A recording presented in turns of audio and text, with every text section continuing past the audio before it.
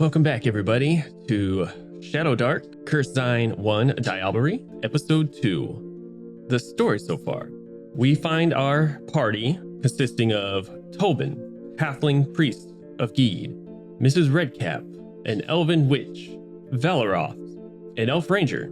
With their friend and companion, Vern, also an elf ranger, we find them going through their day-to-day activities and preparing for a feast in celebration of their 20th anniversary of essentially staying alive. They come to find out shortly their storage, where they keep all their food and water, is completely ruined by a mysterious black vines.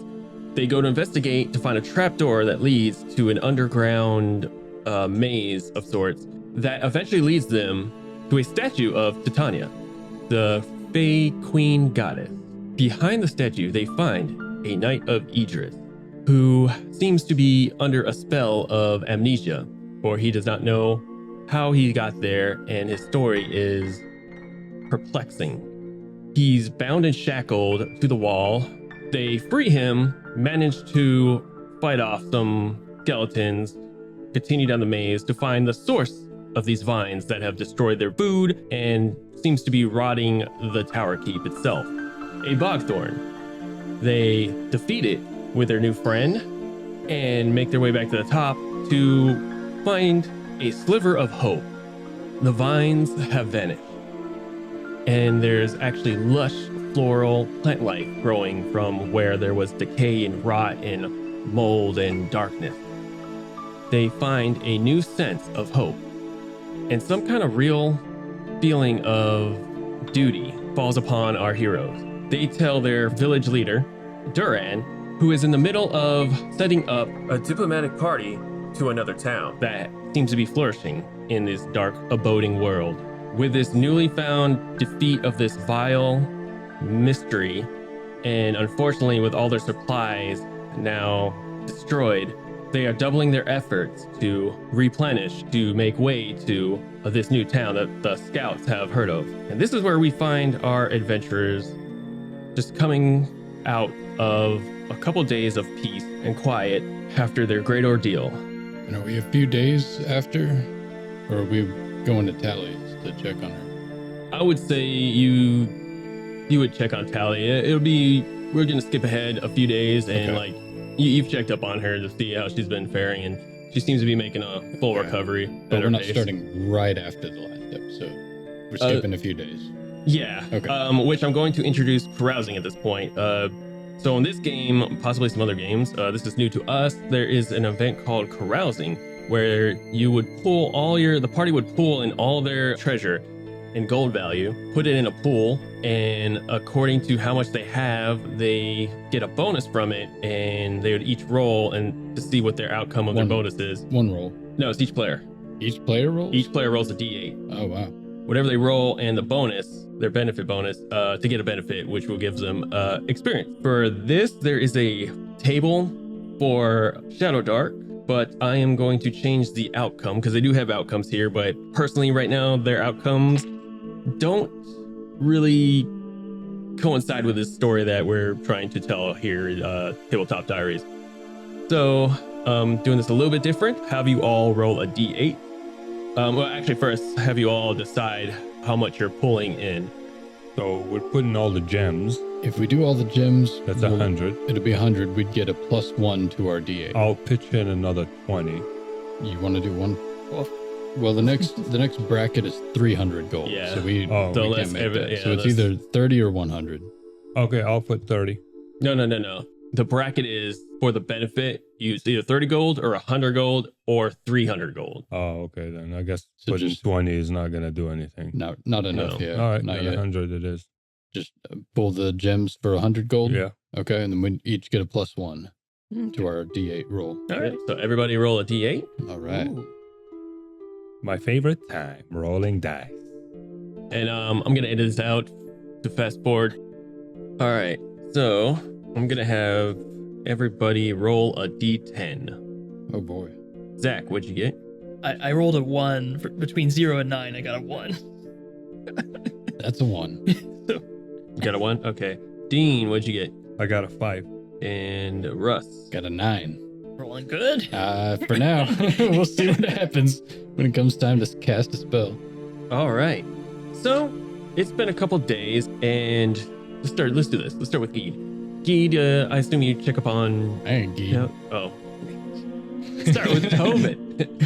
By the grace of Geek. The gods are offended. Like we It's haven't a whole started new yet. They system. already and, hate us. It's a whole new system. I'm trying Whole to new characters. trying to get into that. Oh boy. Let's start with Tobin, I suppose. Good gods. Tobin, tell us, what are you doing? It's been a couple days, and the tower you see is still flourishing. Still. It seems brighter, and some of the vines, the newly grown vines, seem more strong and taut, and a bunch of flowers kind of spiraling up the tower. It's almost, when you look at it, actually give me an intelligence check. 9. You rolled a 9? Yep. Oh, that's literally what you needed. Oh, hell yeah. Wow. The gods are with you. So you're looking at these vines, and they almost look like they're connecting with the tower, like almost like it's kind of healing, like almost like a symbiote taken over but becoming a part of it. It's like fortifying the structure. Yes, it's becoming more like you're gluing something back together or something. Instead of using wood, it's kind of fixing the structure itself. Wow. Well, in that case, I would say for these, 2-3 days since we got out of the underground maze beneath the tower, Tobin's, despite the loss that they faced with their food and water supplies, he's been kind of cheery. He's had a little bit of a pep in his step because of the sign of from his god or goddess. Every day he'll go out there to the tower, inspect it, see how it's been growing and flourishing and fortifying, with all this lush greenery, and he'll pray there a lot, and then go out and help out with around the encampment, doing things that need to be done, helping people out. As you also notice on one of those days when you're making your rounds towards the tower, that you notice a couple people going over there to start planting because they're just curious. The soil there seems more fertile than almost anywhere else. You notice like the seeds grow more rapid than they would, unusually more rapid. Like they already start sprouting little leaves. Interesting. Yeah. And we'll take that to Valra. What are you doing in the last couple days? Well, I chose the most practical and realistic approach. We need food, so I'm going to spend this time hunting. I'm in the woods out there, seizing opportunities, trying to get some food. All right, so you're joining the I'm hunting, as soon as everything's settled down. Me and my pal were just like out there catching whatever, trying to, resupply and get some food, All right. So it kept me busy. Give me a percentile to see how you do. Percentile, it is The 2d10s. 2D10. We got a 40 and a 5. 45. 45. 45. Okay. Yeah. Yeah. You actually managed to find a pretty good source of meat. You and Vern actually managed to capture a couple big bucks, a handful of rabbits, maybe like five or six rabbits, pretty good big sized rabbits too. And you just have the sense that maybe something's looking over this place a little bit better now.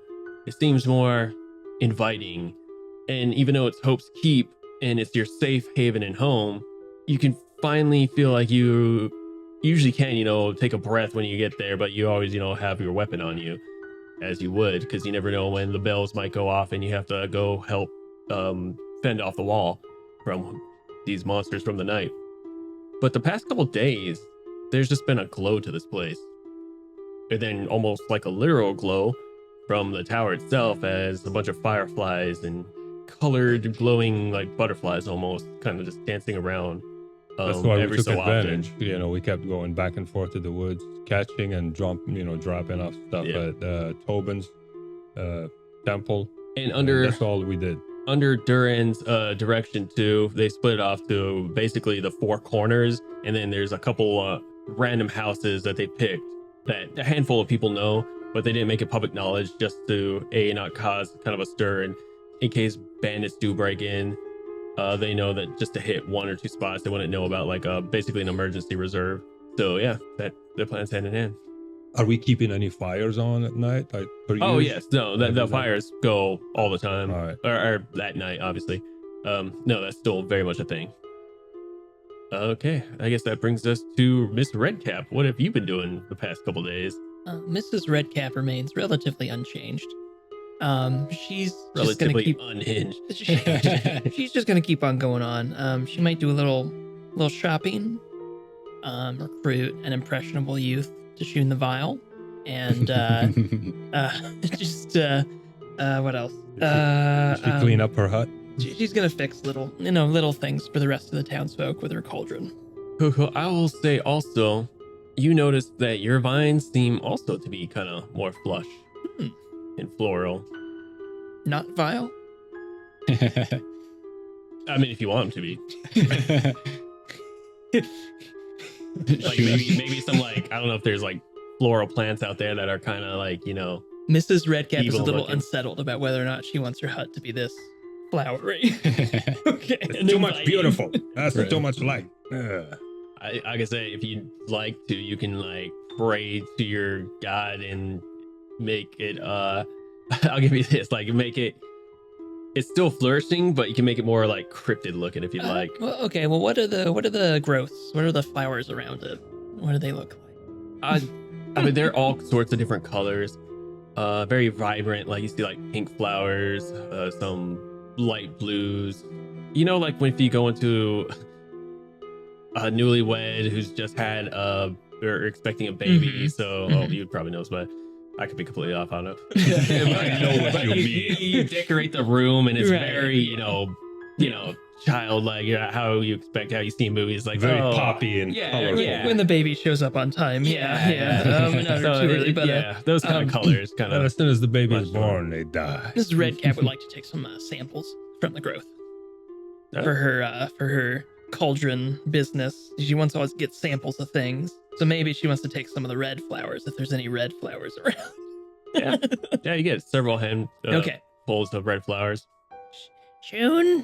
Shun, I cut these flowers in your name. Nice.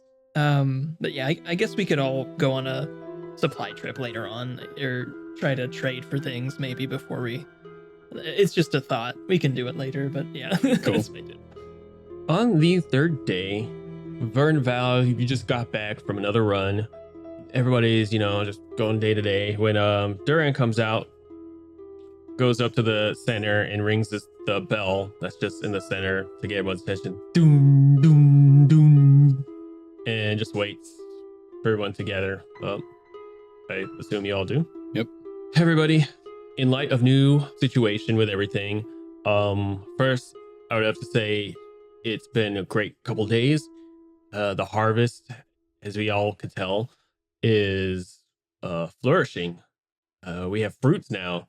I've had heard of a tree sprouting in the corner of the tower. I believe to be an apple. Oranges, you hear Tally kind of off in the side. And some pears. And some pears, yes. I got some help. Yes. So that's great news. That should definitely help, and they seem to be growing at a pretty faster rate than normal, which has caused it's really great, but also some concern with the council. We don't want to put all our eggs in one basket, and as you all know, we have now divided up the storage. Our scouts have marked a map, and we are looking for some adventurers. Well, we were, but I feel obliged to give the honor to the 4 who has helped make this place what it is now. And I believe, if you do not wish, it wounds me, but I understand. But our friends, Vern, Val, I was hoping you two would accompany on this trip to this village that our scouts have marked. And Tobin, if you would care as well. And even you, he turns to Miss Redcap, you have helped us all these years, and you'd be doing us a great, great honor. And I believe it to be even a great honor in all of yours, a privilege to venture out and be essentially the voice for Hope's Keep, for trade. Oh, what the hell? I could take a break from hunting. I think we gathered enough meat. And we have plenty of other hunting parties as well. Consider me in. I would love a change of pace. Vern elbows you. It's like, hi, this be the point. This be the adventure we always been looking for, right? Yeah, we can use a break, pal. I mean, we've been in the woods catching rabbits and whatever else that moves on 4 legs. I think I could do something else. Yeah, this is all well and done, and we've been pretty bountiful indeed. I'm ready to venture too. You given me the venture bug, if you will. Thanks, pal. I can use your help. Yeah, See what's out there, man. I think I could take a break from this place. Indeed. Duran continues. It also has come to my attention that our guest doesn't wish to stay here, which is most unfortunate. He is a very interesting character. He also made a full recovery. To be honest, besides sleep, he seems ready to immediately venture off. And from the stories that he recalls, I feel like he'd be a good help for you guys for the venturing party. If you all accept, please meet me at my quarters in about, he looks up at the sky. Give it an hour or two. Right now it's about midday. As I need to make some preparations.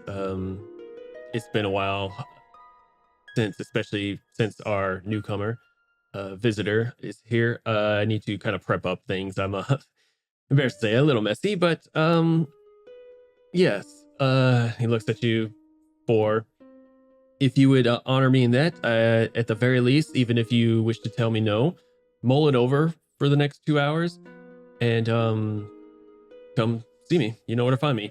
Everybody else, I think you all deserve an extra plate. So he turns to one of the workers, who's pretty well-known butcher. Brother Ivan, prepare a little extra tonight for our friends. And be merry, everybody. Be merry. You're all dismissed. And he steps away from he steps down a little kind of like makeshift stage podium that you all have there and makes his way to his hut. I look over at the other 2 or 3, Vern, Val, and Mrs. Redcap, and just kind of eyeball them like to see what they seem to be thinking. What the hell? I'll break the ice. What say you, Mrs. Redcap? Come on. Mrs. Redcap would be honored to represent one large group of people to another large group of people. What could go wrong? I mean, plenty could go wrong. Tobin, you can't be serious. You're talking about abandoning Hope's Keep to venture off on some crazy trip when all of these good things are happening to us right now. I mean, we just got the boxes planted at the base of the tower to grow the fruits and vegetables. We've got all of this bounty that you bring in from all of these animals that keep showing up. Tobin, you have to be realistic sometimes. Not everything can grow with prayers. I mean, the numbers, you have to look at the numbers. Yes, but... I mean, we have to sustain ourselves for a long term. But we've just started growing with the tower. We've built the planter boxes. We need a backup escape, just in case. Mate, let's be honest. These people been doing this for longer than we have at this point. They'll be fine. Yes, but we've only just cleared the darkness from underneath the tower and received a blessing from Geed herself. These animals and this miraculous growing are not... Tobin, we're not losing anything. We will venture out, find something that we can consider as an option, an escape option. If nothing fails, we just come back. Consider it as a trip. Consider it as going hunting and coming back. I just don't see the point in leaving right when we get all of these bountiful blessings from Geed herself. I think it's... And I concur insane. and agree, but we have to consider, what else? What if? you know? I mean, if Mrs. Redcap here, she's willing to crawl out with us, I mean, I think it's fair to say that our eldest Yes. is considering to lend a hand. You could do the same. We don't know who this other group is. They could be, more partiers of Geet, they could be. They could be in need of our help. That's true. Or they could be enemies, Tobin. All the more reason to stay exactly where we're being blessed. We need information, Tobin. We need information. Yeah, your God probably wants you to go and spread the truth of Geet or whatever. But the truth of Geet is what's restoring us here and now. They got priest here too. Was that little your friend Durgeon? Yes. And yes, he is an up and coming priest. He knows his stuff. In fact, I just noticed a couple more people decided to be members of your brotherhood. That is true. Yes, we've Tobin, recruited many a new. Prosperous cities are built by knowing your environment, by information. We might not do anything with this information, but knowing it help, secure what we already have. We have to know what's around us. And I suppose I see an argument in what you're saying for telling this other town or encampment, whatever it is, about this blessing we're receiving from Geed. But what I still feel reluctant to leave right as soon as we're getting all of these boons. I mean, look at the tower. Consider you're going out for a walk with me and we'll come back. That's it. We have Urix to protect us somewhat, It's a little different with him around. That is true. Let me pray. Which makes it more, to take advantage of his presence. If we can go, he has been find talking. something and then come back and he's gone, and then we don't have to do this anymore. Yes, he has been talking quite a lot about leaving, even if by himself. But while we have him, let's take advantage of the extra strength. Let me pray on it. I'll meet with you guys shortly. I need to pray. Tobin will walk off towards the tower. Okay. What do you all? Me and Mrs. Redcap, I guess we head to the... Well, you got about a couple hours. Let us feast. I'm interested in where Urix is. I don't know. Urix would be... Well, you honestly don't know where he is. Isn't he with the elders? But you probably assume he's probably with Duran. Okay. All right. Or if you like to try to maybe see if he's in the village somewhere or in the keep, you can spend your time doing that if you'd like. We could go packing, I guess. Get our stuff ready for a longer journey. Yeah, I'll do the same. Or anything. I'll do the same. Go check out my gear and Do any of you actually we could want just to? guess what Tobin wants, I guess. I don't... let him pray, Mrs. Redcap. You know how he is. He will come to his senses. Okay, all right. Gave Urix one of my rations, and I kind of want to get that. And there's a teenager that I want to give Flint and Steel to. So, let's go. Let's go. Let's get some supplies. Oh, God. I love Mrs. Redcap. Let's get some supplies somewhere.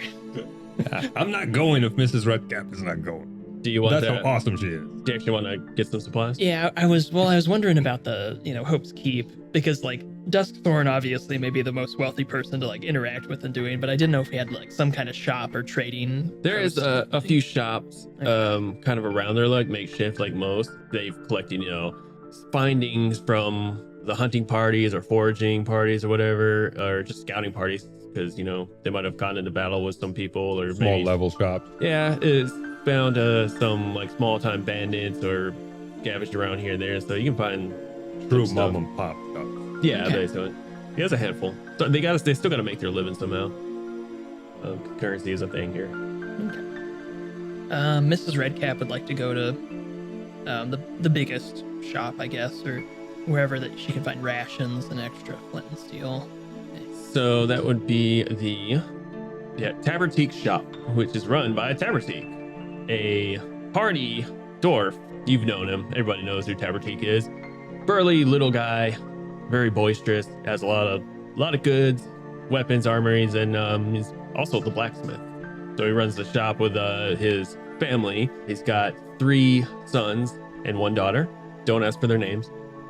So we actually have a blacksmith in town. That's really nice. Always Tavern good to have a tea. blacksmith. Okay. Hi, Mr. Redcop. What can I do here for? Oh, I was just, doing some normal shopping. Do you have any flint and steel for sale?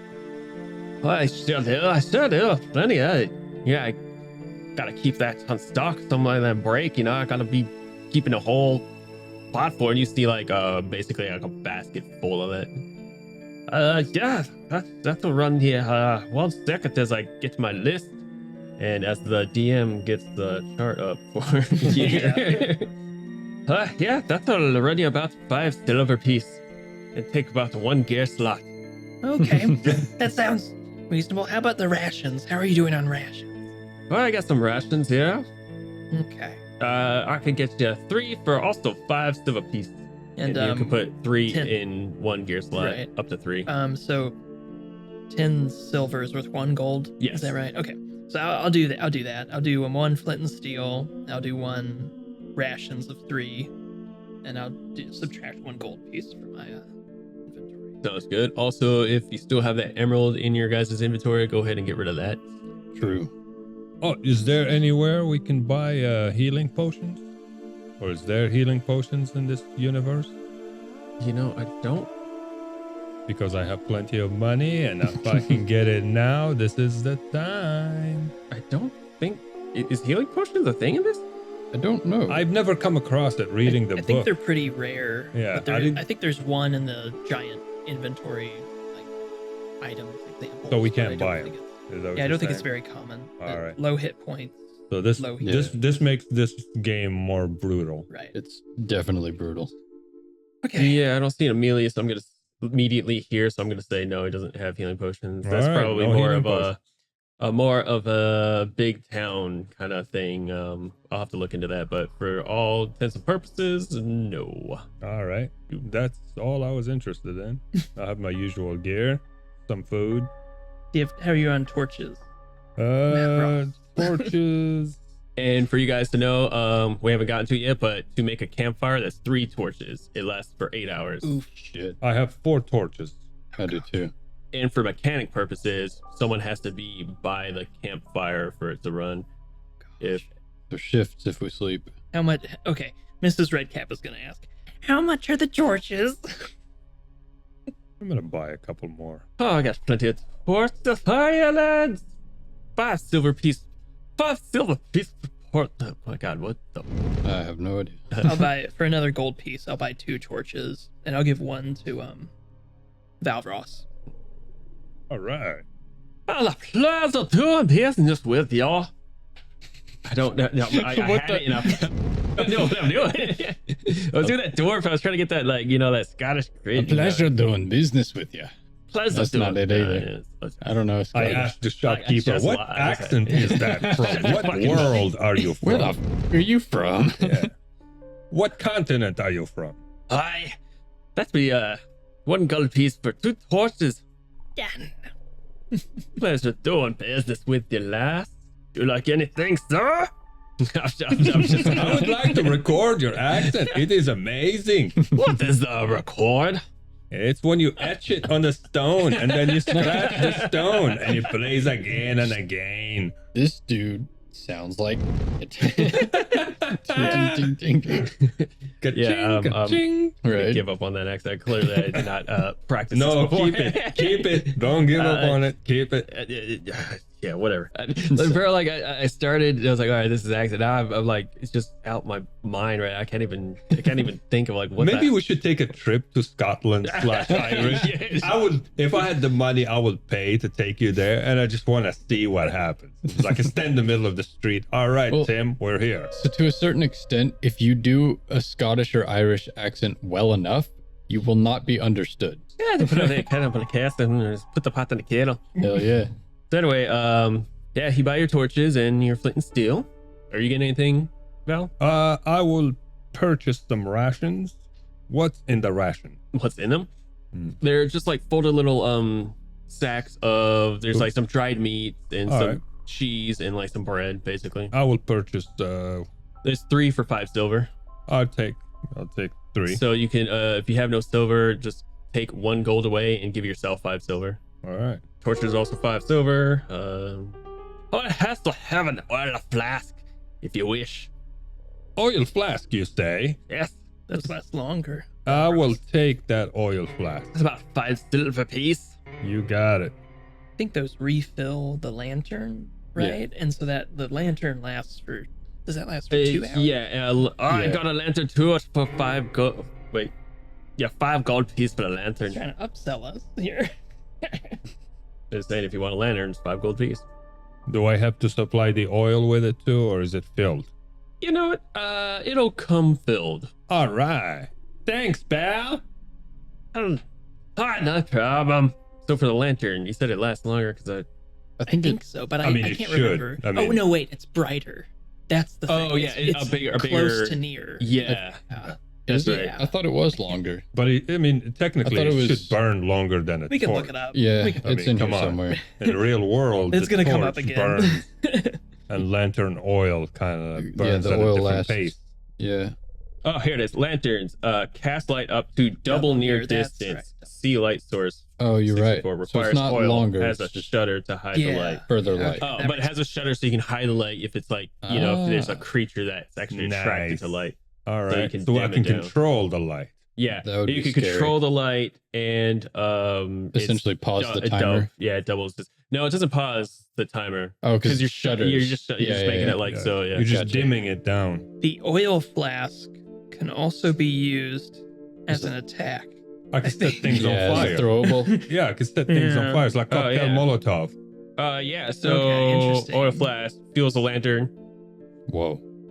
Fuels a lantern for 1 hour of real time. 1 flask covers a close area and burns for 4 rounds, dealing 1d4 damage each round. Nice. So you could throw it and like light it, and then that area for 4 rounds.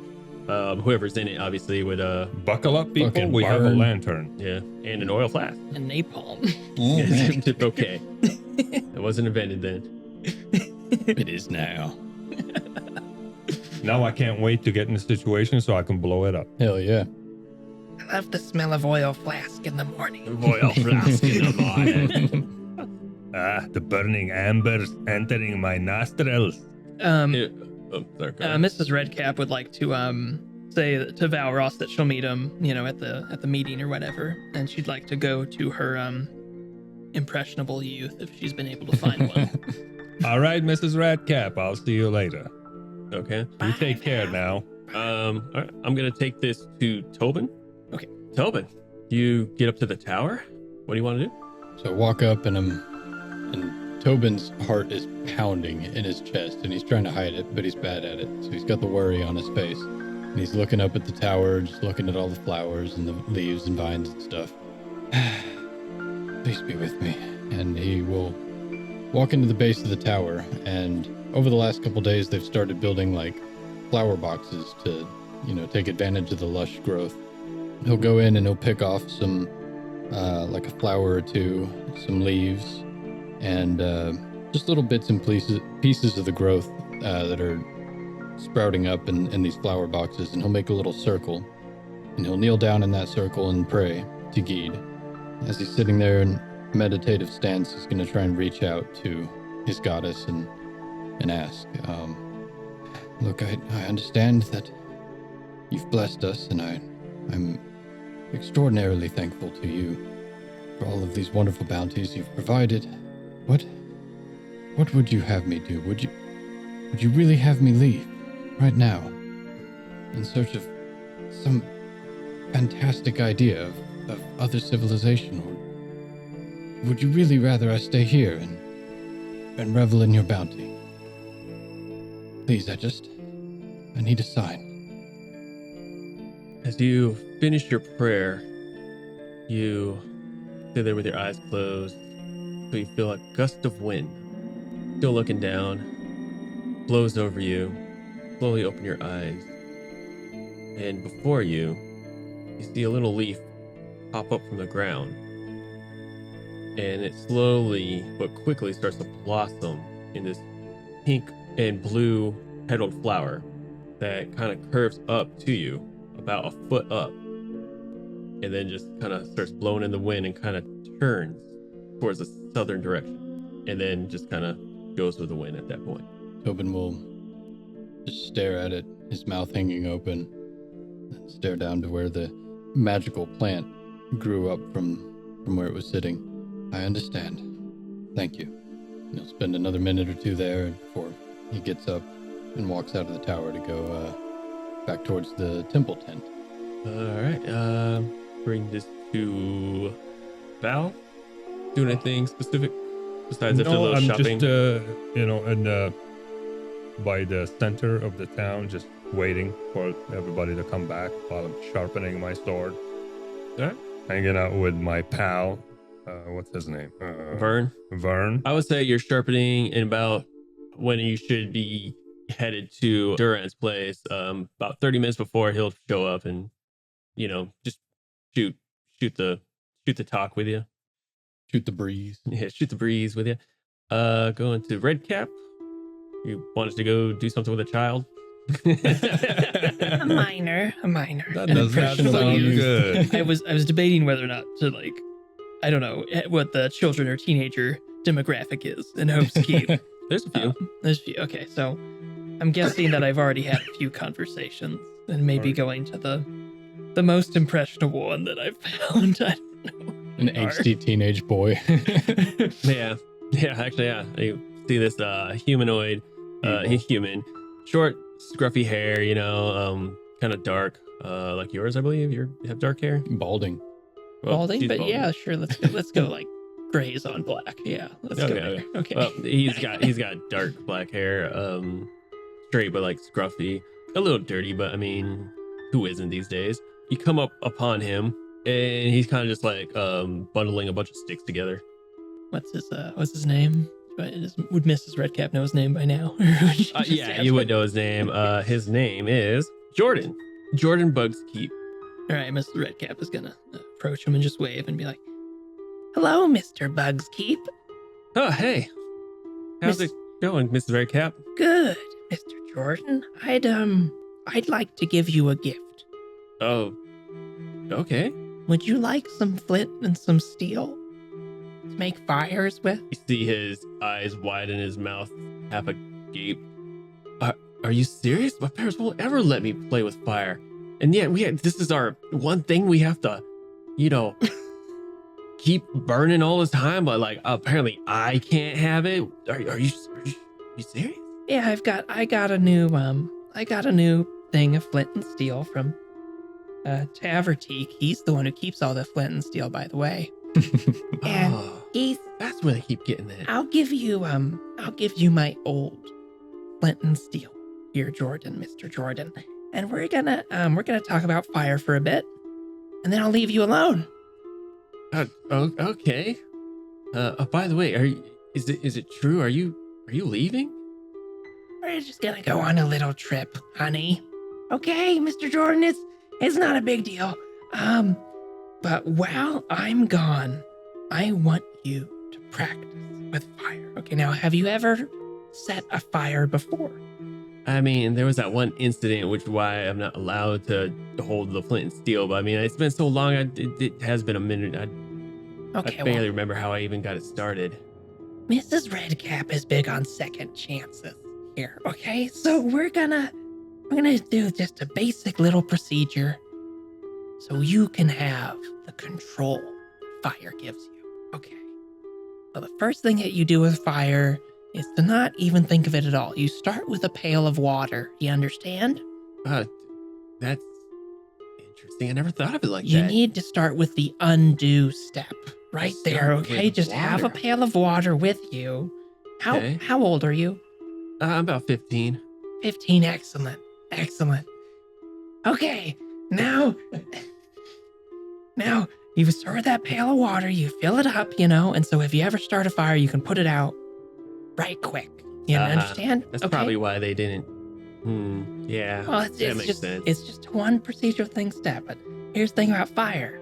fire's chaos, right? Okay. Yeah, chaos. Good chaos, bad chaos, though. Mm. You want to be in control of it. You don't want the fire to be in control. You got to be in control of the fire. That makes a lot of sense. Okay, all right, because it could save your life one day in the ShadowDark. Oh, yeah. I keep hearing stories about that, but I'm not allowed to go out there. Okay.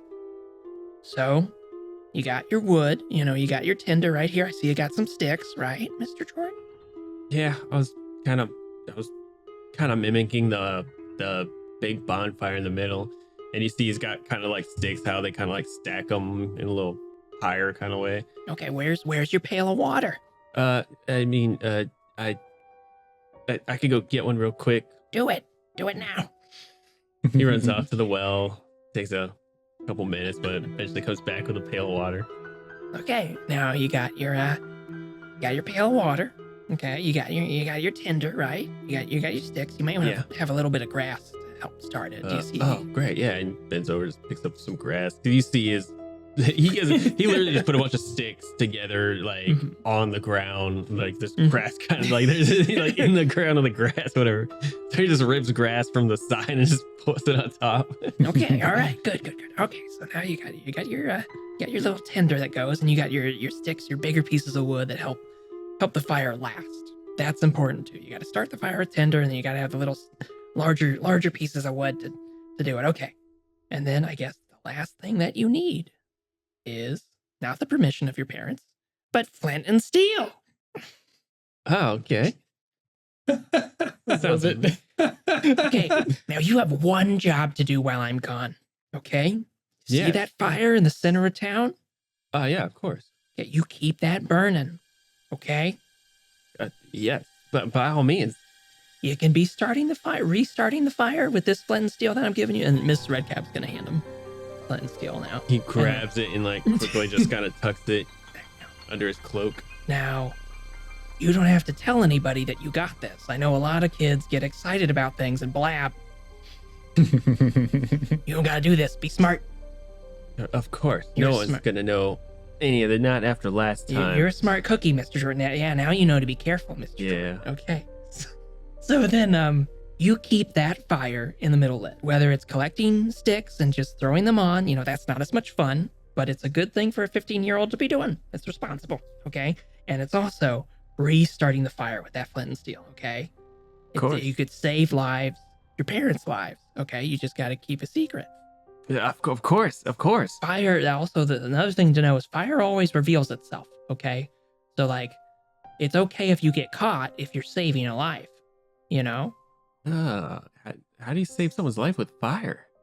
Well, that's a very complicated question. I think we're going to have to go that with lesson 2. Let me think about it for a bit, do some prep work myself.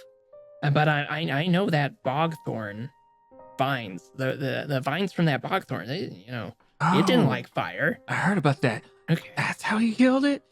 Well, Fire. I think we just pissed it off with the fire, but it helps. Everything helps when you're fighting a monster, right? Yes, of course. Okay, so you use fire to fight the monsters, not to become them, Mr. Jordan. Do you understand? Yeah. Oh, okay, I got you. Yes.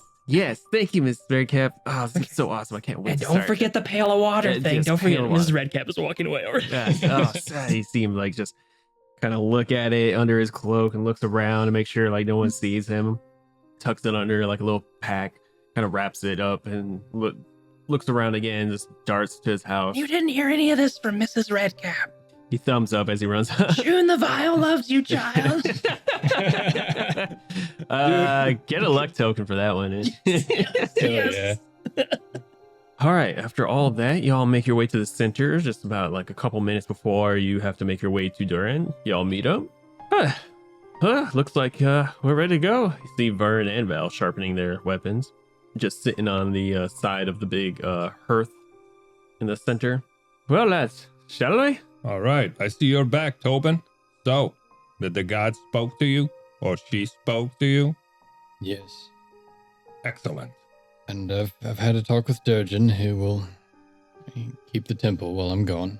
How dangerous has it been out there lately, Val? Not much. I'm going out there every day. I mean, Look how much meat we brought. Yeah, it's been quite Yeah. I mean, we've been Quite a going good back time. and forth. Yes, meat. Right. Well, I suppose. Where's Urix? Yurik, last we left him with Might the be with town Duskthorn. chieftain? I don't know. We'll figure Oh. it out. Let's talk to Duskthorn and maybe they'll tell us what's going Shall we head out? I suppose, yes. Let's go. All right. Y'all make your way to a well-built hut, better built than the others, but y'all know he was a town master in the port city. Y'all knock on the door. Door opens and you see Duran. Ah, yes. Thank you all for coming. Please come in. And invites you in. About this time, it's about like kind of dusk. Sun's slowly going down. He's got a fire going. You see this big round table, enough chairs for all you. And on the corner is a little chair to the side with a very familiar figure that you've seen. This time, not wearing his armor, and you could actually see him in full glory, if you will. But he's looking down, deep in thought. You see Urix, a pale elf, sharp pointy ears, black hair straight that goes down to his shoulders. His most notable feature as he looks up are his eyes. He has a scar on his left side from basically almost to the top of his forehead all the way down to his cheek across his eye. Looks like he might have narrowly missed an attack at one time.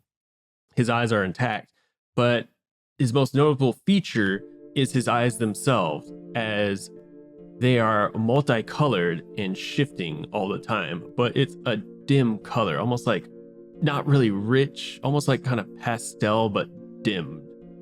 But they're shifting from like purple to green to blue to mix of brown and kind of like almost a galaxy starry, that both eyes are just going at different colors as he looks at you, registers, and is just kind of finicking with a dagger. He's also not in his armor, as you see his helmet's on a desk nearby, and his shield and sword are propped up on the wall by the floor. He's wearing just basic commoner clothes, a little bit well dressed, and you can surmise that they are probably the clothes of Duran. And he just nods at you and doesn't say anything. Duran, please take a seat, if you will. We'll go and grab seats. Mrs. Redcap wants to sit next to Urix, if she can.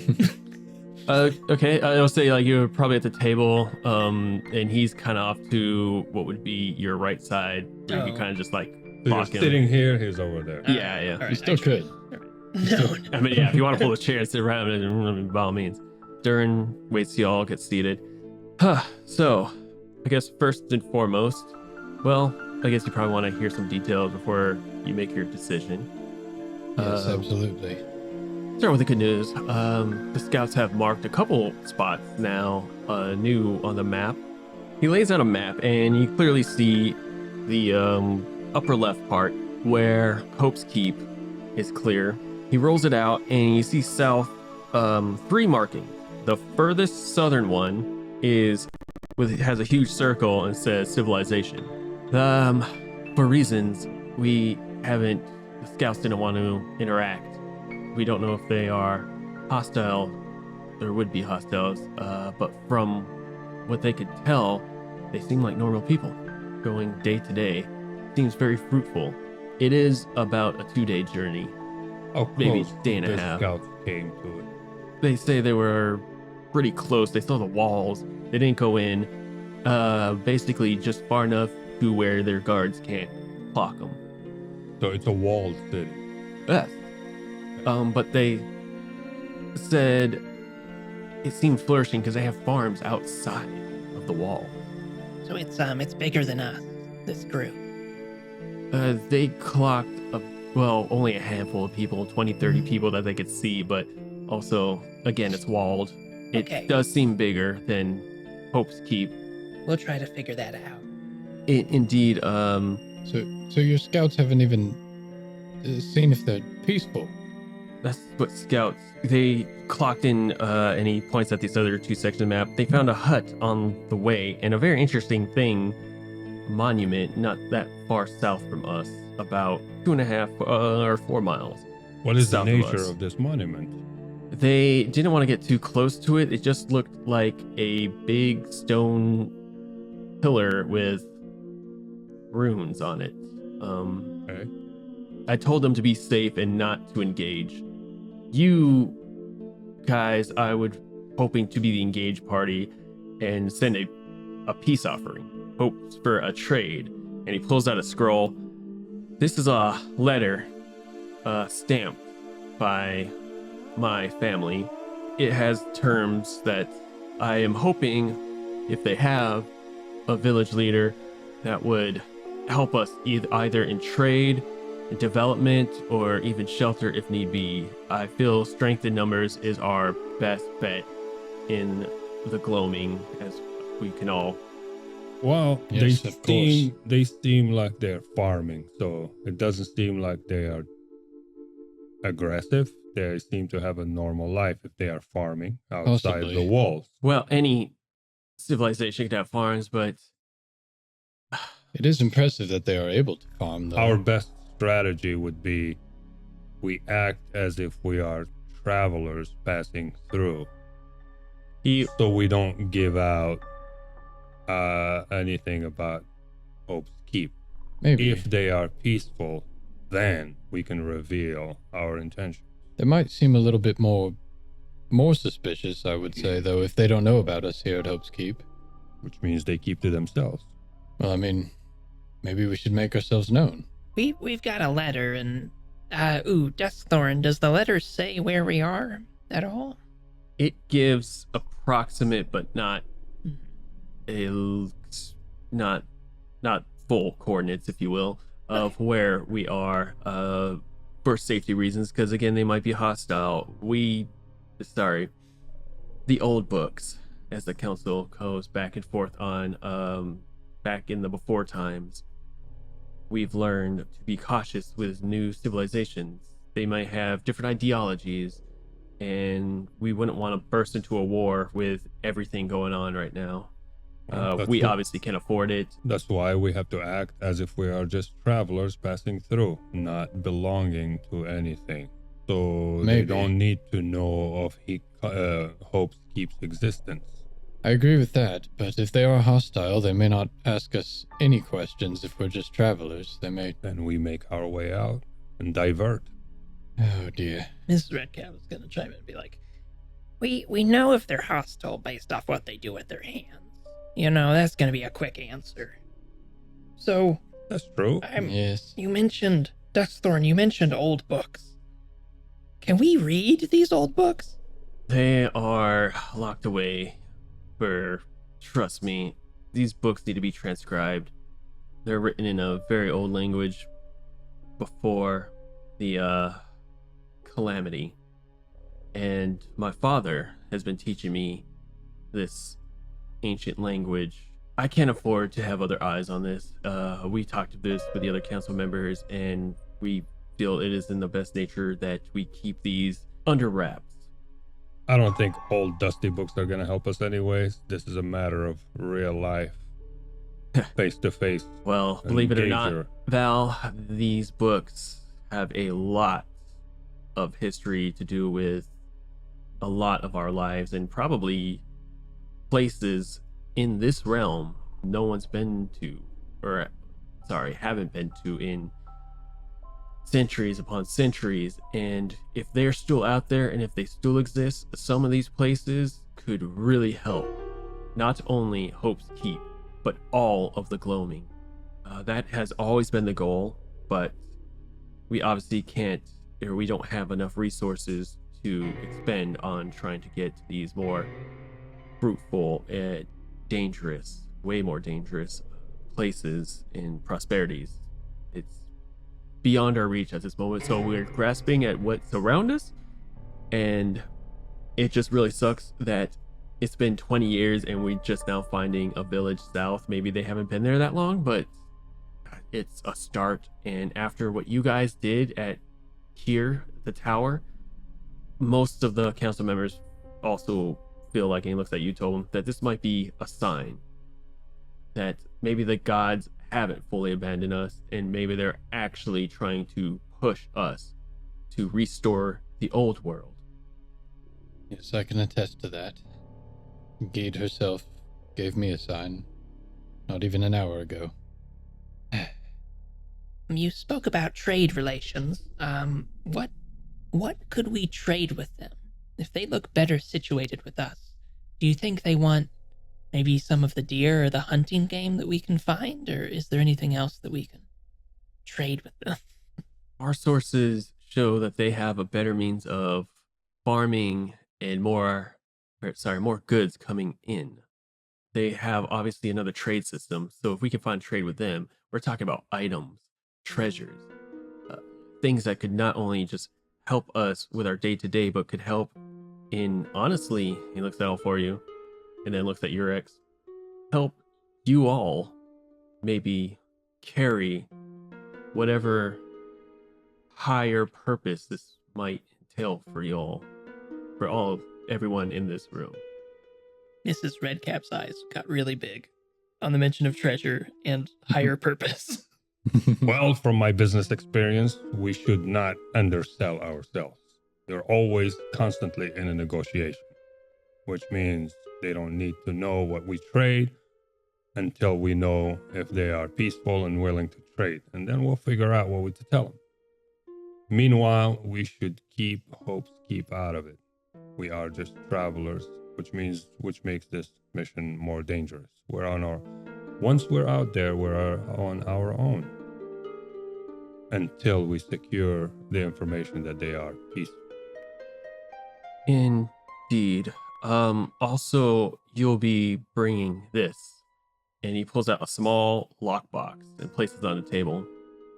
In it is some personal heirlooms of great bounty worth. If anyone there knows of my family bloodline, they will recognize this, and hopefully if they were allies once, they will be allies again.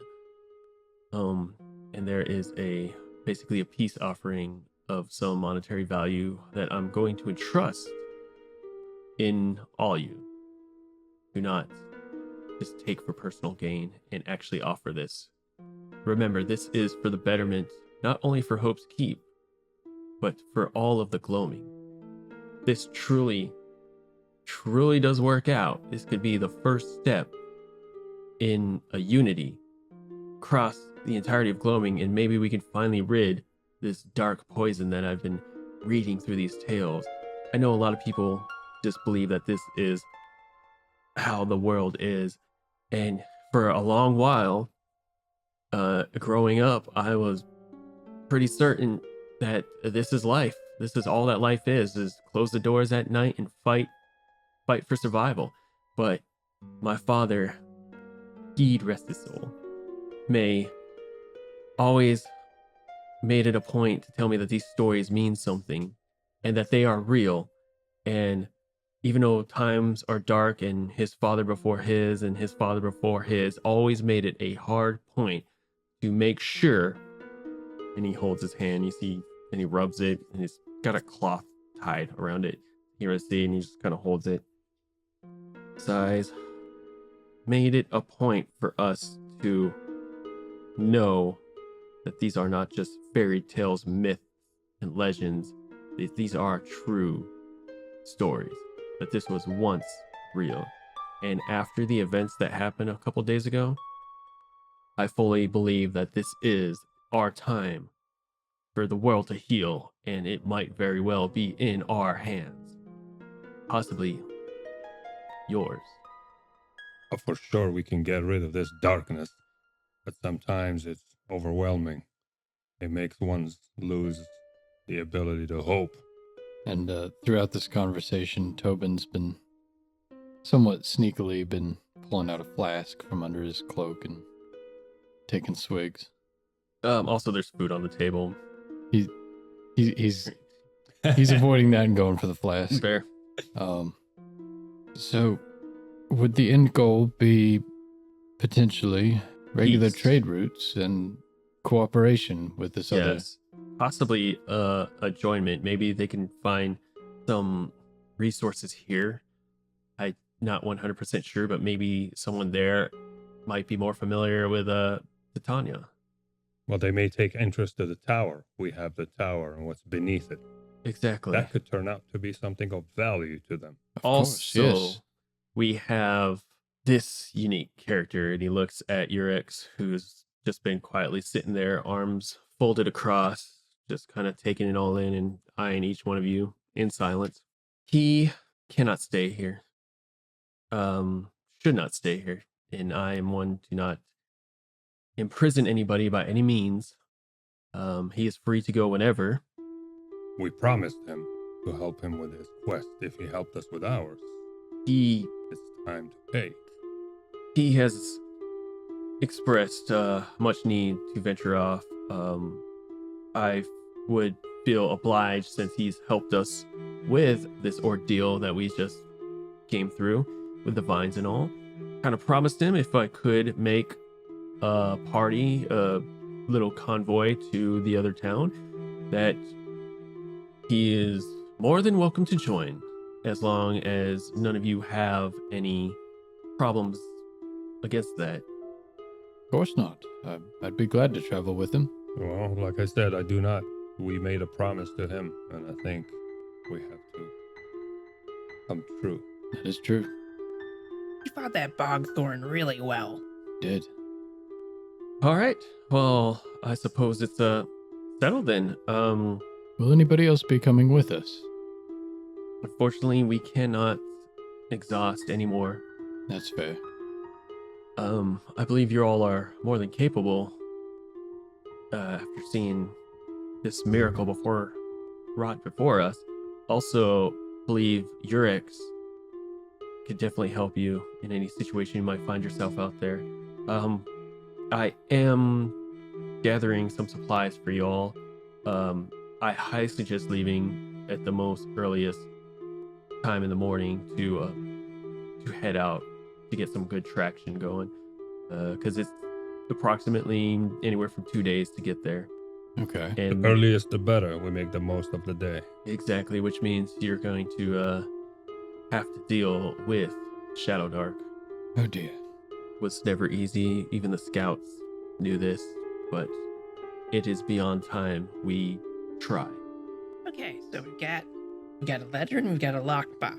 Who wants to carry what? Mrs. Redcap, you should keep them. Should keep the box.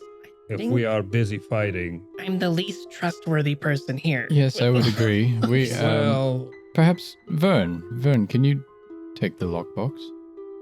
Hey, sure. Just another. What's You look the what's biggest out another of all of bush? us. Thanks. Looking at them, because there's 4 elves, and a halfling. And a halfling. Okay, fair. Well, and Urix is. I give him a He's look, also and an I give Yeah. him a look. I say, okay, Vern, this is not the time to indulge in your clumsiness. Once you possess this box, you have to be precise. You know you can always trust on good old Vern. You know this. And for Vern's intents and purposes, I'm going to put the lockbox on his Nice. sheet. I'd like to keep the letter with me if that's okay with everyone. He pulls the letter out of his, sleeve, slides it towards you, Mrs. Redcap. By all means, if anyone's got any questions or concerns, now is obviously the time to convey over this. DM, does the letter have a seal on it? It does. A wax seal? It does. Okay. Tobin's just gonna eye the seal and try and commit it to memory in case Mrs. Redcap tampers with the letter. Yeah. Well, Okay. let us not waste more time and get rest. Yes. I'm going to sleep because we're going to need it early on. I have an important discussion with Mr. Durgin. I should get to. Hi, if it's all the same with you, Mr. Duran, I'm gonna leave the box here and I'll pick it up in the morning. That works fine with me. I would actually prefer it, honestly. All right, Val. Guess I'll catch you in the morning. All right. I'll Yeah. head out and go to sleep. All right, I get as much sleep as I can. Val and Vern exit, and Duran just nods at you both. Jurex just watches. Y'all two are still sitting there. I'm gonna give Mrs. Redcap a look for a second. Weary look. Yeah. Get out. I'll see you in the morning, and then I'll exit. As you're walking out, Duran touches you real quick on the shoulder. Hmm. If you stay just a moment, I'd like to have a word with you. Sure, of course. Miss Redcap, do you have any questions or concerns? Mrs. Redcap would like to go over to Urix just real quickly, kind of look at him, like, how are you doing? He's back on his chair. Strains up. For all intents and purposes, I'm doing all right, health-wise. My mind's still foggy, if that's what you're commenting on. And I just really need to find my people. Okay, well maybe there's something at this other place down south. Maybe there's something we can find there. But even if we don't, I bet we'll get a clue, I would hope so. Just don't get discouraged. I bet there's a lot of you out there. We just have to fight enough. And even if we just get more gold, that can buy information for you, Urix, Could definitely use information. I wish I had more information. And he just kind of rubs his temple with his hand. Mrs. Redcap is going to get a bit quieter, maybe out of earshot of Tobin and Duran. Duran, yeah. And she's going to, maybe the answer's in the old books about what happened. He looks at you, kind of quietly nods. Mrs. Redcap is going to wink with her eye that's further away from Tobin and Duran on the other side, Right. And then she's just going to be like, more loudly, I'm going to go to my hut. Wow. That was sneak attack. Yep. Politics. All right. Urix. I noticed you haven't been out of the house a whole lot in a couple days. A lot of sleep. You should probably, I don't know, at least check the stars. Maybe it'll jog something in your memory or something. Also, if you be a dearie and I could use a new refill up on the buckets of water. So, I get a little dehydrated at night sometimes. A lot of writing and, trying to make the council meetings and all this. Urix looks at him and just stands up. I get the point. Walks off, picks up a bucket and leaves. Tobin. Yes. Do you sit for a sec? Of course. Pulls up a chair.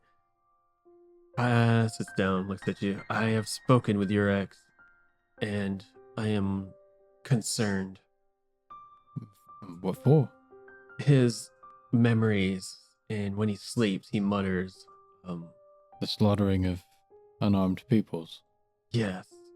And his stories, I know it must be a lot, and there's clearly he's bewitched or something's not right, but I fear, and I've been weighing on my conscience. What if that happens again?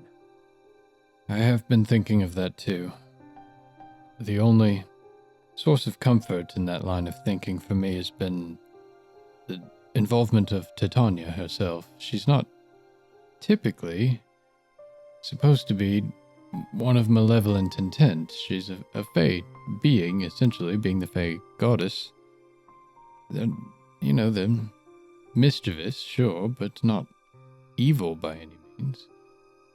Right. I've been trying to brush up on sections of Titania and any Fae realm from the old books, but it's hard in the past couple days, especially with Urix just here. I mean, he's an interesting specimen. Like, how is it even possible? I still don't know. Of course, He believes yes. Titania did have some help with him, but in his sleep, he keeps muttering the fallen, the chosen, and the cursed, as well as something I don't understand. Some old language, or maybe it's just mutterish nonsense. It's hard to tell. And then when I talk to him, he seems like you and me. Just with the darkness behind his eyes of he wishes to obviously find his people, and he does not want to be a part of what we have created here. He has no interest. He seeks almost a vengeance on what has wrought the land.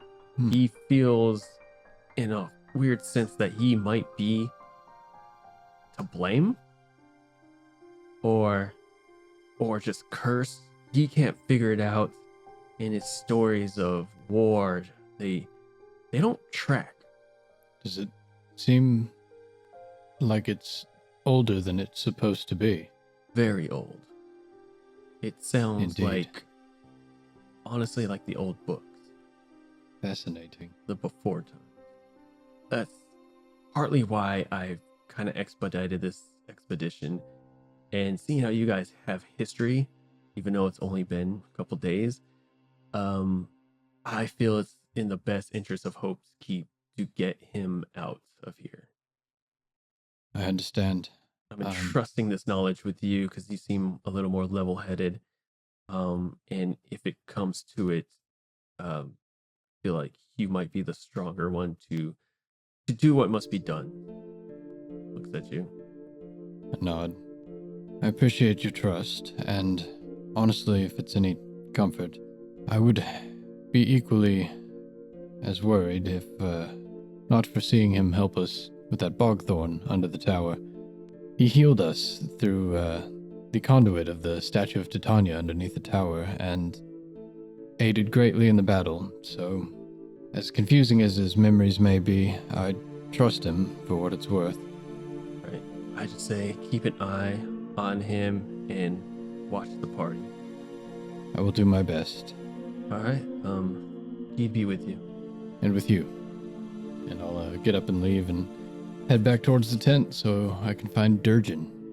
All right. Damn, a lot of secrets in this. Mm-hmm. So you make your way up to your makeshift little temple. You see Durgan kneeling and praying. As he just finishes up, you sit there quietly and you see him brush off and stand back up. Oh, hey, Tobin, how's it going? It's going. How are you, Durgan? Good, just praying, praying for your success. Thank you. I'm going to need it. I was given a sign today. Oh, Yes, I went to the tower to pray, and she sprouted a flower, pointing in the direction that Durin wants us to go. I'm afraid I'm going to have to follow through on this one. I see. It's going to leave you in charge while I'm gone. Hopefully it'll only be 4 or 5 days at most. But the temple needs one of us, and if I'm to go, then you must be here for Hope's Keep. Right. Yeah. I mean, I'm honored, and of course, I'm always willing to do Gede's work. I mean, it's gonna be lonely. I guess I could always bother Tally. But, no. Yes, you'll be all right though, and we've had the newcomers recently who've wanted to Yes. learn more and help out with how they can. And do make sure to keep up the new garden that we're starting in the base of the tower. That seems to be very fruitful. Yeah, Jonathan, the newest recruit, went back. Seems really gung-ho about his studies and the watch. He wants to do more, and I'm willing to oblige. Yeah, he's very promising, and quite the green thumb on him too. Indeed. Yeah. Is there anything specific you want me to keep watch on? Just the usual. I have faith in you, Durgan. I know you can keep this up.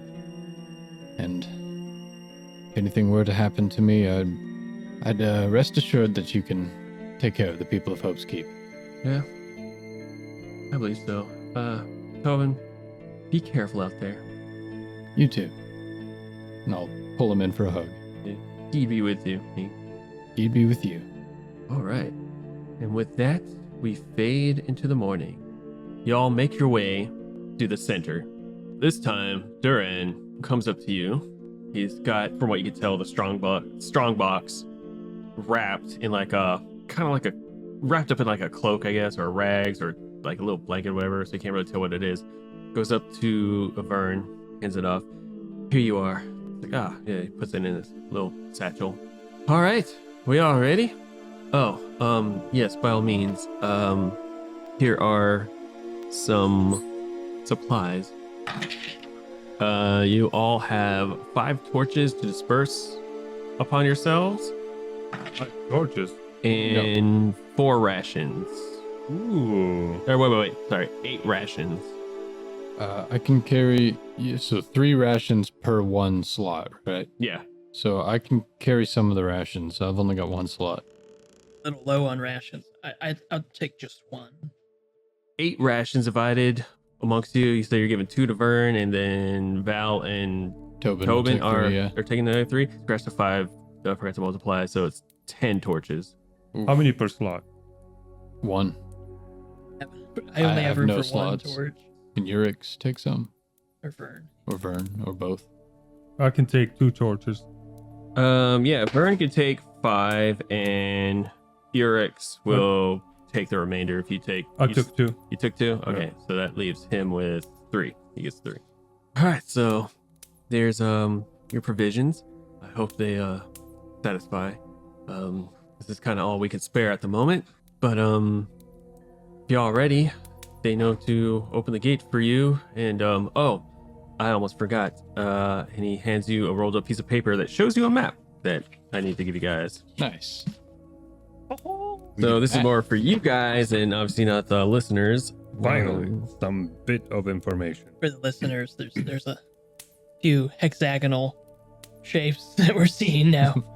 It's coming in. There's forests, And the forests are all Maybe Symbols. darkness. some type of road or stream. I'm not sure. Road or river. All right, so here you go. You can all pass it around and look at it. Adorably, in ShadowDark, hexes are, I think it said 6 miles, but for Curse Scroll 1, Diablerie, it specifically says these hexes are 2 miles. You can walk a total of, I believe, 8. PCs can travel up to 8 hours a day. They must pass increasing con checks to push further. In the rulebook, hexes are 6 miles across, but this is specifically 2 miles per hex for that map. So with that, still you can only travel 8 hours. If you're walking, it takes 4 hours to cross a hex. But that's with a 6 mile thing, so I believe I got like 1.5. We're about 14 miles from the encampment the scouts spotted. And you could basically, each hex would be 2. 2 hours. Basically, you could move 4 hexes per So- day. A mile an hour, assuming nothing terrible happens to slow us down. Right. Hmm. So, as you could tell by the map as well, you can go all the way to the east and get to the road, or you can travel south through some forest. They point out the stone structured pillar. Further is a hut that they clocked in the middle of the woods that they don't know anything about. It's just some random hut that's out there, maybe inhabited. From what they could tell, it seemed kind of abandoned. Maybe they just caught it at a weird time, or whoever's inside may be just complete shut-in, or it's completely abandoned. And then further south into the southeast, where basically the road splits, is where they clock the town. We see like the top of that hex right here is where the town is what they were talking about, where they're Okay. trying to make the trade deal. Yeah. Is your destination. Which direction would you all like to go? We can go then straight for the hut. Maybe use it as a spot to take a break. Potentially. Potentially. Val, looking at this map, whereabouts have you been hunting recently? Not that far south. Probably before the tower. Okay. Yeah, I would say basically the hex right below you guys, south, where all that forest is, and to the east, and a little bit to the west. I would say you probably gone far enough to know where the road is, and maybe a little past to where you know the water bed is, because you would know even coming from Night Haven Harbor that there was a river that you all followed to find this place, because they followed the river south and then some branched off, and before they found Hope's Keep. So you know about that whereabouts. You never went further south to the pillar or further south to any of those other areas because there's no benefit. So we need to go to the road. Once we hit the road, it should be easier going south. You're familiar with the way to the road? Fairly familiar, yes. All right. Sounds like the plan of action to me. All right. So before, because I forgot to do this, gonna rewind it back a little bit. I'll say while you all were preparing and making these plans, before you all kind of met up, probably maybe even the night before, Mrs. Redcap, you hear from the children speaking. Probably this happened right after you left Durin's the night. From the mouths of babes. You hear kids bickering back and forth between each other. I heard the stones of Bittermold keep are slowly melting like wax. You fool! Bittermold doesn't exist. Those are just fairy tales. No, my dad said Bittermold is real and like it's still out there, but like it's all like turning into like this weird waxy goo or something. Weird. We should ask what was that? Jordan. Yeah, he's Duran's son. Like he would know. Oh my God. You just hear that the night before as you're leaving Duran's. Wow. How can this get worse? Valroth. Belross. As you're leaving Duran's at night, you overhear probably in a little tent or maybe just like a makeshift porch of one of the huts before you make it back to your place.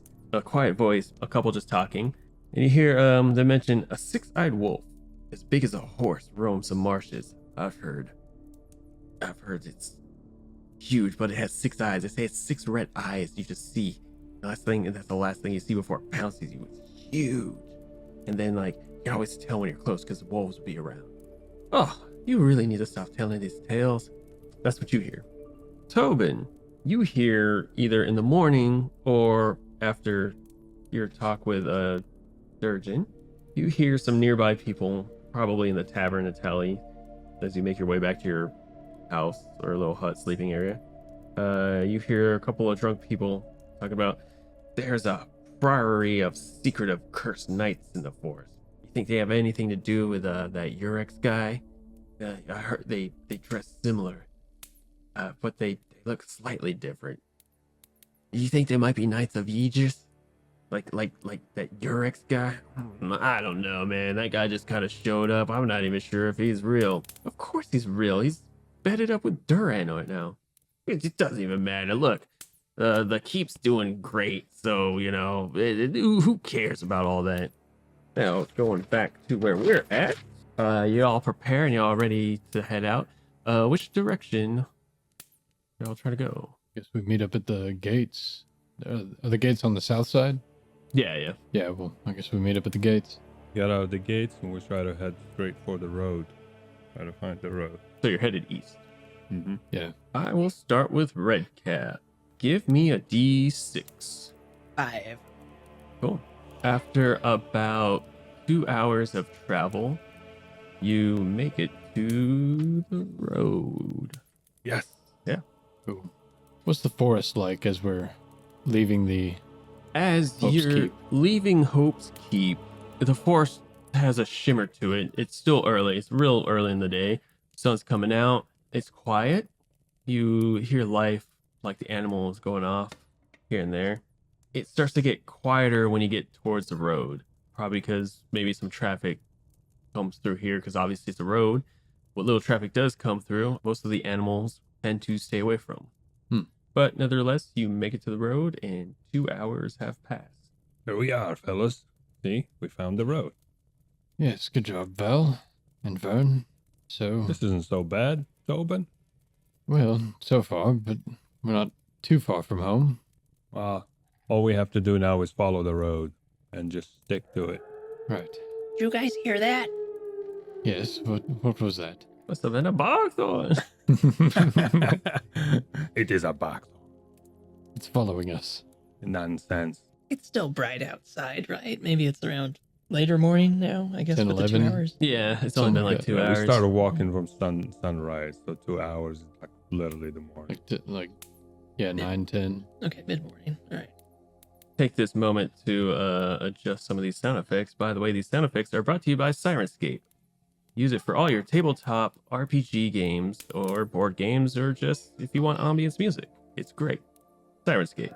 That You does hear not wolves in the give distance. me confidence. I just clicked on wildlife. I mean, are you trying to scare us? And we just made it to the road. Here, I'll put some frogs on for that. Mrs. Redcap is gonna gesture everyone to move south while it's still light out, you know. Just stay in the middle of the road. All right, you guys are just trucking along, following the Yeah. road. What is Urix's demeanor been like as we're traveling? Urix has been taking in the sights, much like Fallen Vern, keeping an eye on you guys, mostly on the elves, because he's an elf and he's kind of watching their demeanor. Slightly fascinated, but still just have like a kind of a stern military, stone cold face at the same time. But every once in a while, you catch his eyes kind of gaze to something that either catches his eye, like a certain tree or mark, or maybe even a cloud going by, or a bird that might be of interest. Maybe he's just not used to this land. Does he or sound of like a something off in the distance, Yeah. wildlife. Does he look like he's slowly remembering this place or something similar, or does he look like he's taking in something new entirely? Give me a wisdom check. 17. You gather that he's probably more really intrigued as to his surroundings. Okay. He's kind of like borderline touristy, if you will, Gotcha. but still keeping that complexion of being a stern soldier. Cool. So yeah, as we're traveling, Tobin is definitely looking around in almost fright at their surroundings, but he's making a point to keep an eye on Urix, but also Mrs. Redcap. And what is Mrs. Redcap like outside the walls of Hope's Keep? Say that Mrs. Redcap has her hand on her dagger. It's not out, but she's wary and she's looking around. It's a breath of fresh air from her normal fumes that she may be dealing with in the cauldron. But she's very focused on moving south. This map that I guess we're all all of our characters are looking at this map, but she really wants to know this map and what's going on. Cool. She is just looking sometimes to the right, down south to the west, to where this pillar might be on their path. And trying to look for that to pick it out. All right. Bird? Forging ahead in the front with my pal Vern. I imagine y'all two have the map. walking on perimeter. We have like one Yeah. me on the side and him on the other side. Just Yeah, walking for and- you, Vern and Val, it's basically, almost like an everyday thing. You guys are born to do this, and you basically are locked into your, usual, all right, you take left side, I take right side. I got his left, he Yeah. got my left, my right, and we're good to go. Yeah. Yeah. All right. Yeah, you guys just venturing on? Down the road. All Traveling right. on. Valorol. Ross. Ross. Valoross. Ross or Roth? Valoros. Valoroth. Give me a D6. 1. Oh no. All right. Two things happen. Actually, no. I won't do it. Do Yeah, not he rolled a encourage. 1 and I rolled a 1, so that's double bad luck. All right. Oh. So you guys are walking, and for some reason, the road path doesn't look the same anymore. Vern knows, she's like, hey, I don't think we're on the road anymore. What?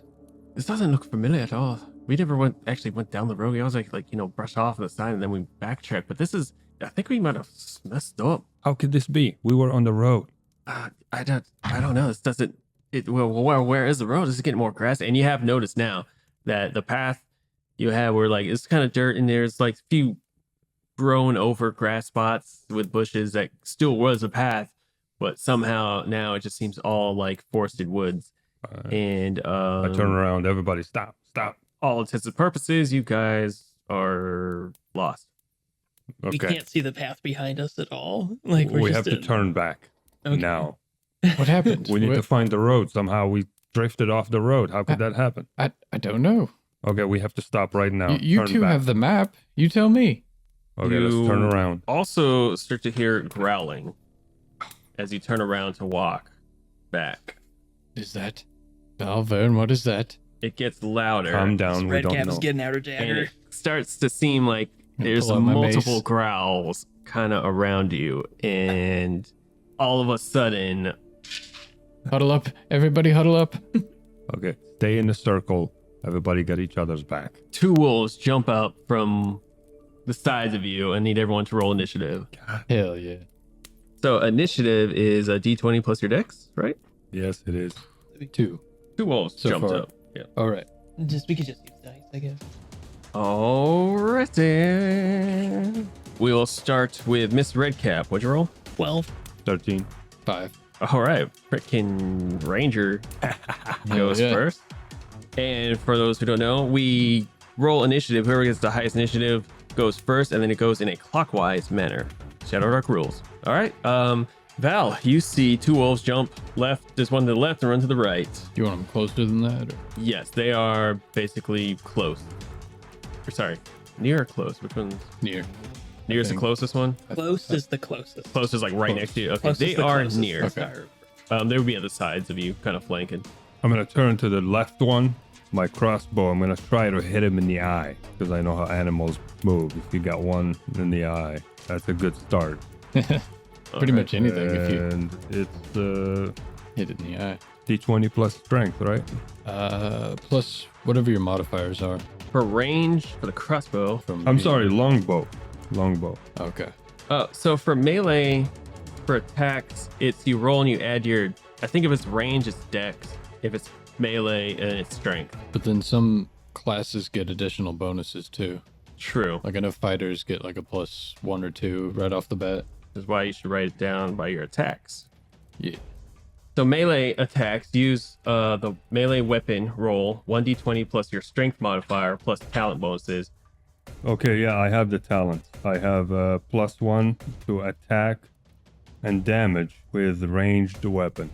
+1 to attack and +1 to your damage. Yeah, Okay, so roll a d20, plus my strength. add That's your what strength modifier, and then that modifier, then that +1. 15. You shoot an arrow out to that wolf and you strike it. You aim for its eye, but it happens to jump at that moment and you hit it basically right at the shoulder, between the neck and shoulder, kind of like this hump, and roll damage. Actually, I should have asked you to roll damage before that, before I described this.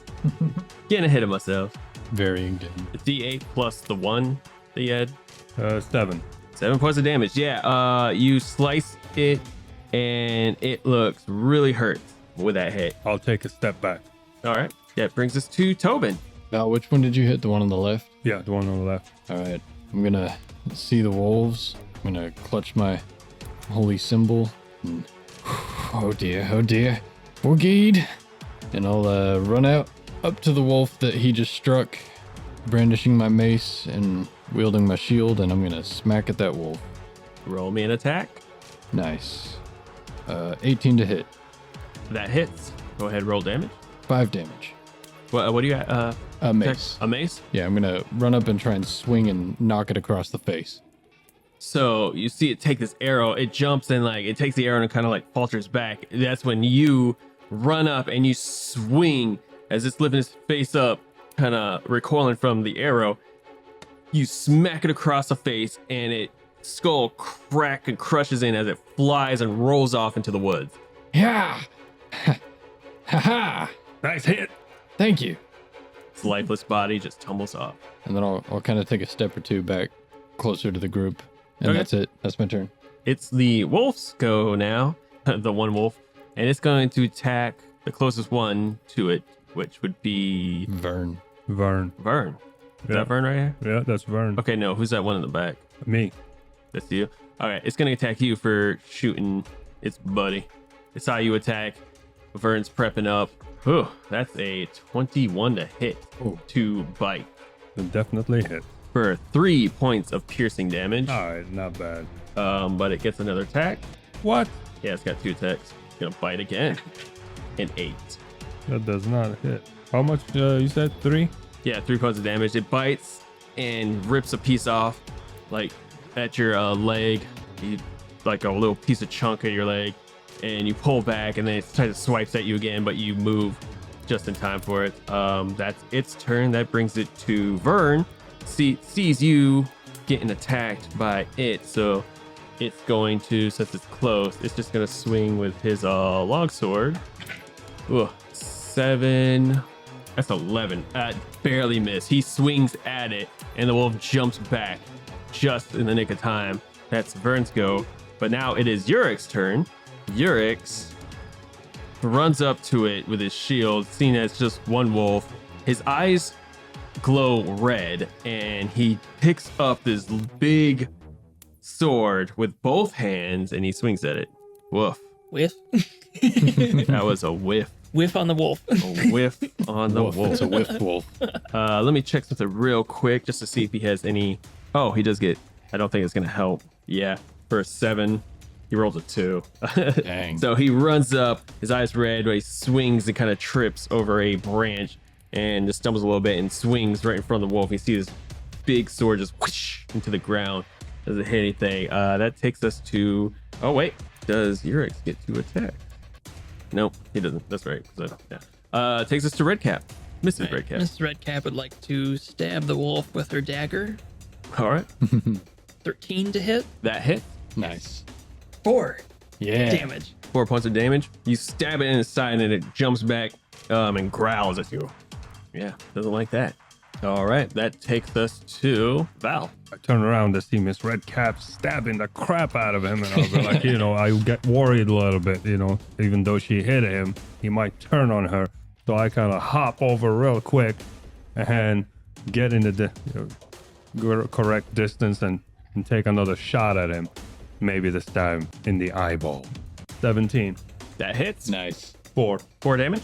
You hit it right at his jaw as it looks up because you're aiming over its eyeball, but it just happens to glance up and you hit it right through his jaw, and it's like coming like sideways, so it's like under his jaw but up, but just out of his mouth, and it just growls and shakes it and starts trying to scratch at it and to try to break it off.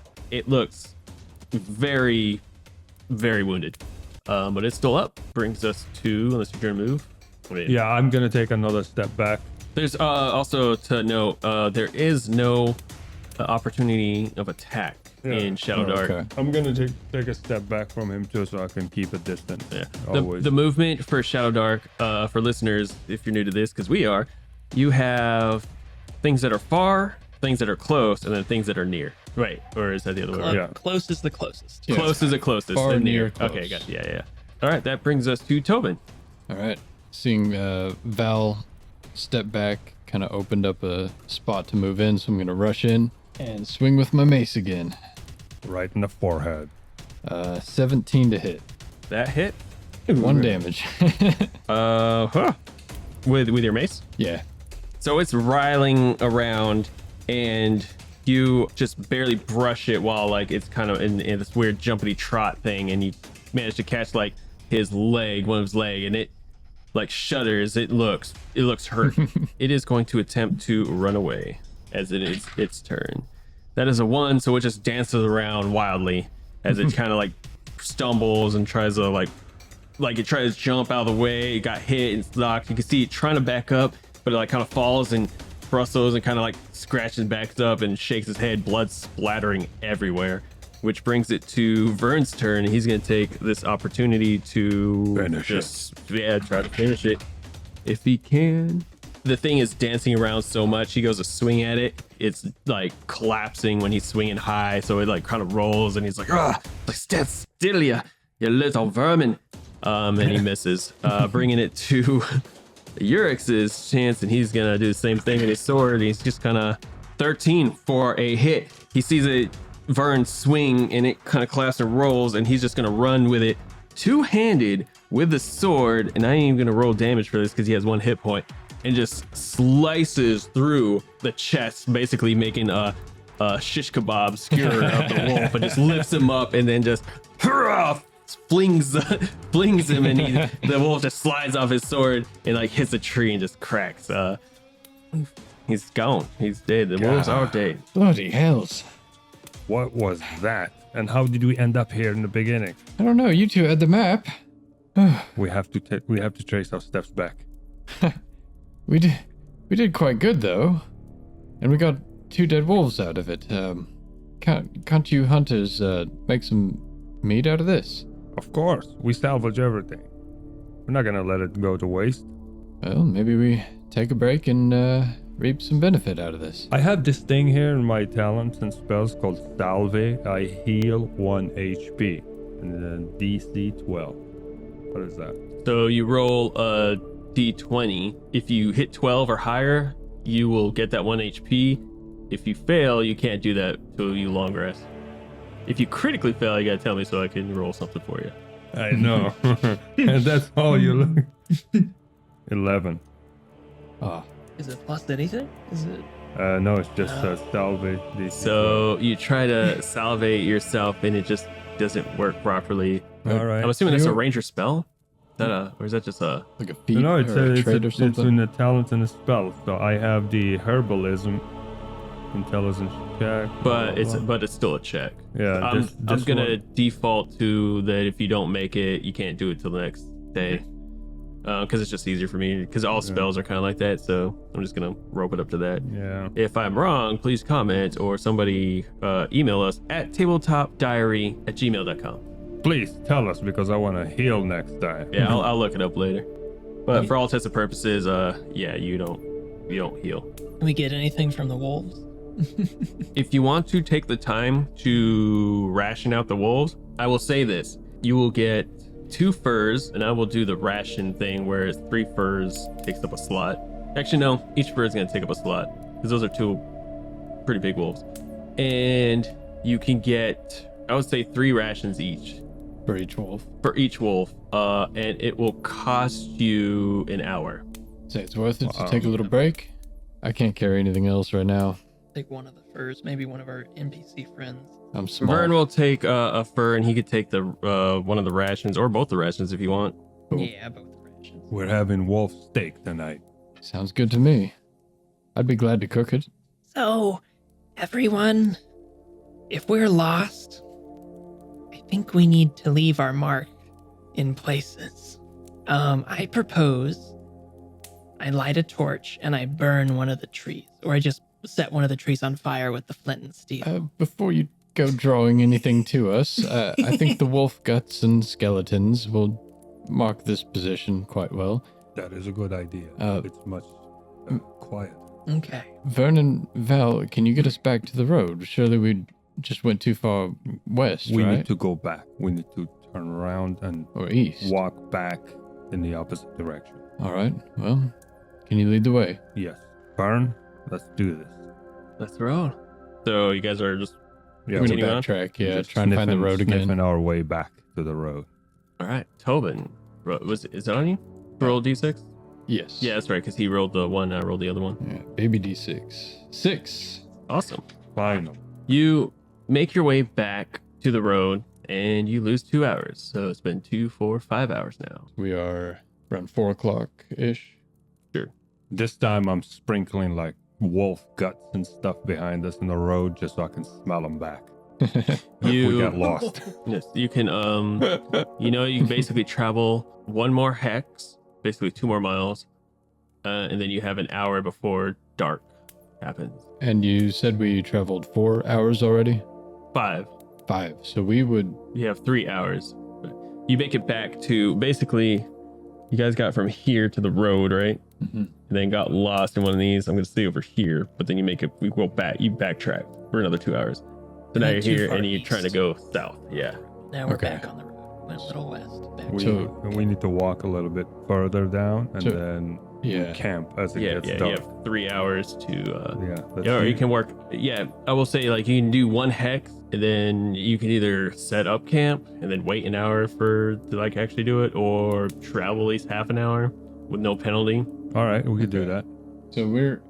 After 5 hours, we're getting back to the road. Yeah, you're entire since you left the keep. Yeah. So we passed it, came back. 5 And then- hours. So you have 3 hours of travel. That you So can do. after another 2, we could move into that hex if we go the right direction that has that pillar in it. So okay, so another 3 hours. So at the end of the you night, can make it to this hex if you don't get. get lost again. Yeah. Okay. We are not going to make that mistake. We'll see. It's the dice's decision. And it's on me, so here we go. Oh, you guys are moving south, right? Following the trail. That's a 2. So interestingly enough, you lose the trail again. But right when you're like, This doesn't seem right. You come across a large pillar sticking out of the woods. As you approach this pillar, a couple things you notice right off the back. Coming from the south end, or coming from the north, you see this pillar's about a good 15 feet high, probably like 4 feet wide, with a big rune symbol carved into it, painted with like a bluish hue, a light blue color faded away, and it's got some mothy growing. On the base of this pillar, from this view, all you see is 3 coffins surrounding it, with the head towards the pillar and the feet facing east, same way with the one west, one north. And I will say, if you take the time to walk around, you find another coffin doing the same thing. So there's 4 total. The heads of each are all facing this. Yeah. This So 15 basically, foot it's tall like, yeah, you're monolith. yeah. And the rune is glowing, you said? No, it's just a marking. Okay. But it has like a bluish green hue to the carved in. Like a beginning of Nosferatu. Yeah. Mrs. Redcap, do you know what that rune is? Can I examine the rune without getting too close? I'll do it this way. Yeah. Give me an intelligence check. 17 total on the intelligence check. That is just one under the Oh. DC. But give me a wisdom check. Okay. I'm going to do worse on this one, guys. 8. Yeah, this just looks like a giant Crack in the random wall. pillar. I will say, with intelligence, you've known monoliths in your time. Maybe perhaps it seems ritualistic in nature. So maybe something has to happen. And I will say this, you notice on the pillar itself, you see slots, different shaped slots. Has anyone heard anything about these woods? I can't make sense of this rune at all. If anyone would like to, they can make. Are there any like religious vibes to this setup? Actually, With the caskets and- yes. Roll a wisdom, and I'll say for you, roll wisdom with advantage. Hell yeah. I rolled 2 8s. Wow. Plus 2, so 10. Nothing. This doesn't really ring a bell. Okay. I'm more worried about those coffins.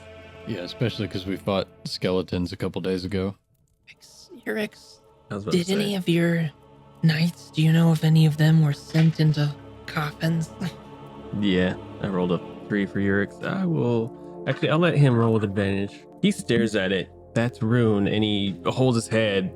It's almost like his eyes just glow right before you see him close his eyes. And he looks up. It has something to do with her. And he just stares at it, confused, maybe a little bit bitter. It's hard to read his face. Bay goddess. It has something to do with her. Should we avoid it then? Is it a solid tower? Or can we go inside? It's a stone pillar Okay.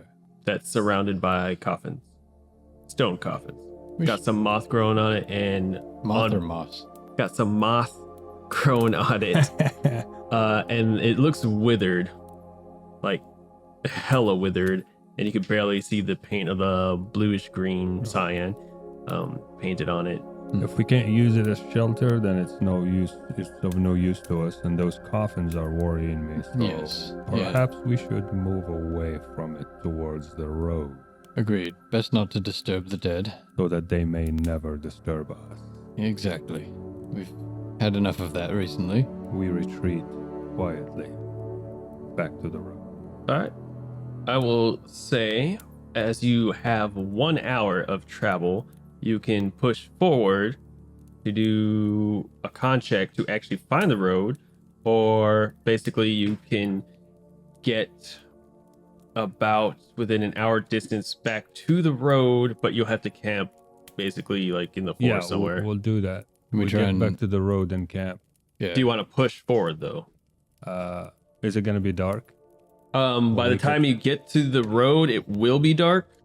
And you'll have to do a con check to make sure you aren't fatigued, or I gotta find what it is. Because if you can only travel 8 hours, and to get to the road completely, you need 2 hours, but you can only travel 1 hour because it's gonna hit the 8-hour mark.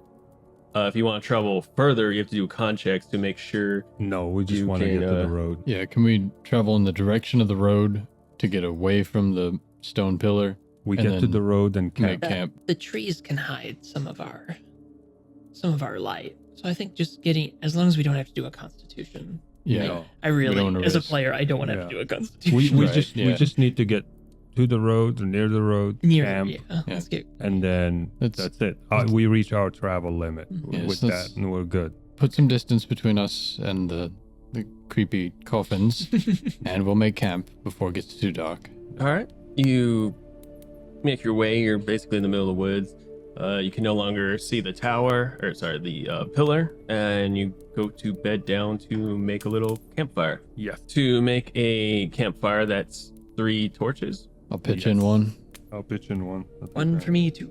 Since your territory is considered unsafe, not risky, I will have to do checks for every 3 hours, and you have to take Watches. 8 hours to rest. You're able to do watches, I would say, every 2 hours. 2 hours for watch. For how many watches? 8 So hours. So four watches. Yeah. One.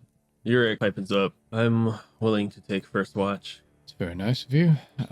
Val and Vern, if you pass me some of the wolf meat from earlier, I can try and cook us some. Please. There you go. All right. And I'll make dinner. Oh, Okay. wonderful. This is something that I'm not sure of if everybody has to have a ration. I think it is everybody has to have a ration. A ration. Because per that seems a person. little too OP. Yeah. And I think you've said before that we need a ration to sleep successfully, right? Yeah, so according to rules. But before we do that, Bruce up resting real quick to freshen up. So resting, injured characters can rest to recover from their wounds. To rest, a character must consume a ration and sleep for 8 hours. Sleep can be broken up for light and routine checks, such as taking a turn to watch, which we will be doing. But if there's an interruption, each stressful interruption of rest, including combat, requires an affected character to make a DC 12 Constitution check. On a failure, the character consumes a ration but gains no benefit from resting. Success, a character who successfully rests regains all lost hit points and recover any stat damage.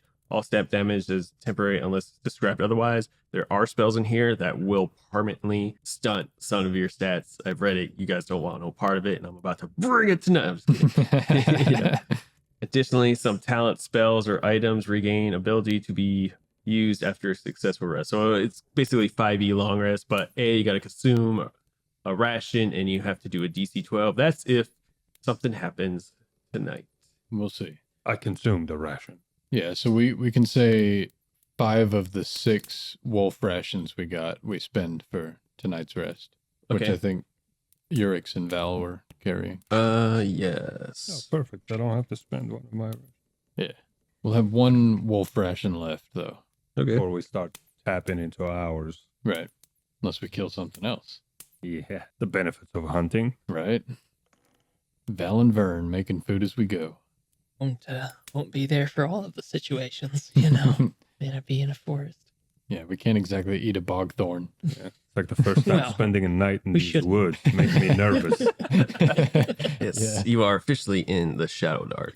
Yeah, this is making me very nervous. Same. So, We have watches to get through. who's taking first watch? Your ex Your ex. offered. Okay. Yeah.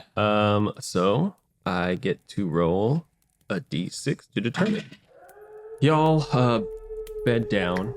Oh, God. You hear wolves in the distance. More Stirs them. wolves. When all of a sudden, is it just Yurik sleeping? Yeah, okay. Oh, no. Everyone but Urix is sleeping. I mean, yeah, Yurik is the only one sleeping. You all are sound asleep when all of a sudden you hear rustling and then the booming voice. To arms! Someone comes! You just hear weapons brandish. Ah, oh, gods. Redcap, what do you do? Oh, my warts. I'm gonna grab my dagger and pull it out. Get Val. throw off. I'm What do not you do? sleeping, hugging my bow like this. Just get up straight, point it out. What's going on? Tobin. I'm going to jump up, brandish my mace, and immediately cast protection from evil on myself for a 13, so I succeed. All right. I will take that as a surprise round that has been I can't. negated. And I need everyone to roll initiative as you see someone run out. You see this man who's wearing like this weird ripped up clothes in this robe, and he looks like he's got goo or slime, like almost like he's perspiring like an ooze to him. Ugh. His eyes are just completely glossed over, and he has this mace in his hand, and he's just running, and he's like, you can barely hear what he's saying because every other word, but like, it sounds like a gurgle or a bubble popping in his throat. And he said, for Muggle Blob, avenge them, destroy everything. And I need initiative from everybody. GM uses the highest dexterity modifier of any monsters. Ooh, So it's just like the fastest one gets. gets to use their modifier. Is that serious? Yeah, that's what it says in like the first page of combat. Page I did 88. not know that. I That's- need to read this book. Well, there's a lot of little things. There's always gonna be little things, but that just seems like the monsters go first type of, little push. All right, around the table. Redcap, what'd you get? 4 total. Valros, what'd you get? 19. Tobin, what'd you get? I'm 15. pissed off. All right, so Vern, rolling a 22, jumps up, looks up, sees this guy just running towards him, and just knocks an arrow out of pure instinct towards him. And let's see, that's a 16 to hit, which hits this entity. You see an arrow hit it. This guy, he's humanoid in nature, but he's got this like weird kind of like I said, it was like perspiring ooze, and his eyes are glossy gray, almost zombie like, and like when he talks it just gurgles, and you see an arrow fly and just kind of sink in, and you can kind of see it slow down a little bit as he takes a hit, which it's this guy's turn, and since Urex is up front, it is going to attack Urex. He swings his sword at Urex. It actually misses, as you see Urex just with his sword brandishes and literally just parries him off. He only gets one attack, so Dirk is going to take the advantage and attack. 13 total to hit, which hits. Oh, no, does not hit. Armor. Oh, yes. You also see this guy. He's wearing chainmail armor, and he's holding a shield with a mace. Yeah, he swings, and he managed to basically smash up against this thing's shield. And that's their turn. That brings us to Mrs. Redcap. Mrs. Redcap would like to attempt Eye Bite on this monster. 4 to hit. That spell fails, Oh, and I can't cast it for the rest. Night. Okay. Well, I tried. I guess that's my turn. Well, oh wait. Should I do a luck token, guys? Should yeah, I mean, you have a lot. I have a lot of them. Screw it, why not? Yeah, let me just try a luck token just to see how that works. All right, scratch one off. Roll again. Natural 1. Oh my god. It's probably not worth it, but like I really don't It like could be. how It could hard be. it is to hit this guy. What's your modifier on your spell casting? Just +1. Okay. Ooh. 10. Oh. Yeah, wait. No, hold up, that's hold what you up. need, right? No, but it has to be Hold 11. up, hold up, hold up. I'm sorry. I realized I messed up. His AC is not what I was looking at the wrong monster. So Urix. So hit it. hold on, let's do yours. I re-rolled. It's still below the spell requirement. So. Okay. So I'm gonna backtrack to Urix. Urix swings and he actually does connect, which he is brandishing his sword. That is GM's fault. His AC is actually not that high. So he takes 1 hit point of damage. Better than nothing. True. All right, and that brings us to Valroth. I can I'm move going it. to position myself back this way in the open, looking straight at him and firing, hoping to get him in the eyeball. You and these eyes, man. 15. Everybody That has hits. eyes, and you never know when they could be bitten. Thank you. You're welcome. Oh, 9. 9. Yep. All right. You see an arrow sink into him, but as it hits, it kind of slows down, and it seems like the impact is kind of slow. But you do see him take. He kind of reels back though a little bit, and just this weird sound reverberates through his very gurgly, bubbly throat. Which, as he leans back and knocks his head back, you see like he kind of has a hole in his throat that just has this constant goo running down it. That takes us to Tobin. Tobin is gonna cower for a moment or two, in hesitation as he's seeing this gurgling, crazed man with a mace. Multitask, hesitate, if you will. Fair. He just, oh my gods. And he closes his eyes, grit his teeth, and then will himself to run at it and swing with his mace. All right. 9 to hit. That unfortunately misses. All right. So I whiff because my eyes are still closed when I get up to him. That's what happens when you hesitate. Yeah. And I whiff. That's my turn. So, with fear in your eyes, as you just run up and swing, you open him just to see you're like inches away from him, and he doesn't even acknowledge you. Vern's turn. He's going to see this, see his arrow didn't do much, drop the bow, pull out his longsword, and he's just going to go for the attack. That is a natural 20. Nice. Ooh, 5 for 10 Nice. with his longsword. So he goes in and swings at it down, and it catches like to the 2 arrows, like shoulder and chest. So he catches right in the where he already made kind of holes and the shoulder, and he kind of crosses from shoulder downward to do a slant. And at first there's resistance, but he's like halfway, and then he just cuts it in half, and you just see it slide off in half, and just this weird like gray goo just kind of spills out everywhere. Ugh. And it just stops moving, and you're out of combat. Good job, guys. Ooh, is anybody hurt? Is anybody hurt there? No.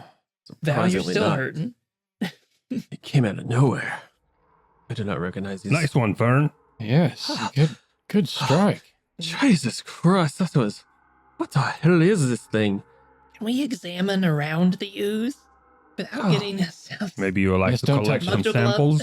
Yeah, don't touch the ooze. It looks dark. You probably wish to collect some samples. I will say, if anyone would like to make a wisdom or intelligence check, because this could go either way. Yeah, I'm gonna look at it for sure. I'll do one for... I'll do a wisdom check. Dang. I'm too spooked. I can't focus on it. You're having a tough time, I rolled a Tobin. 2. What's going on, my friend? It's just so You seem rattled. unsettling being out here away from the walls. I don't know if you know this, but Urix is dumb as hell. I am too.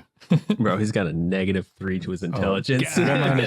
Got -2. That's He's not stabilizing anybody. All right. Sorry, Miss Bearcat, what'd you get?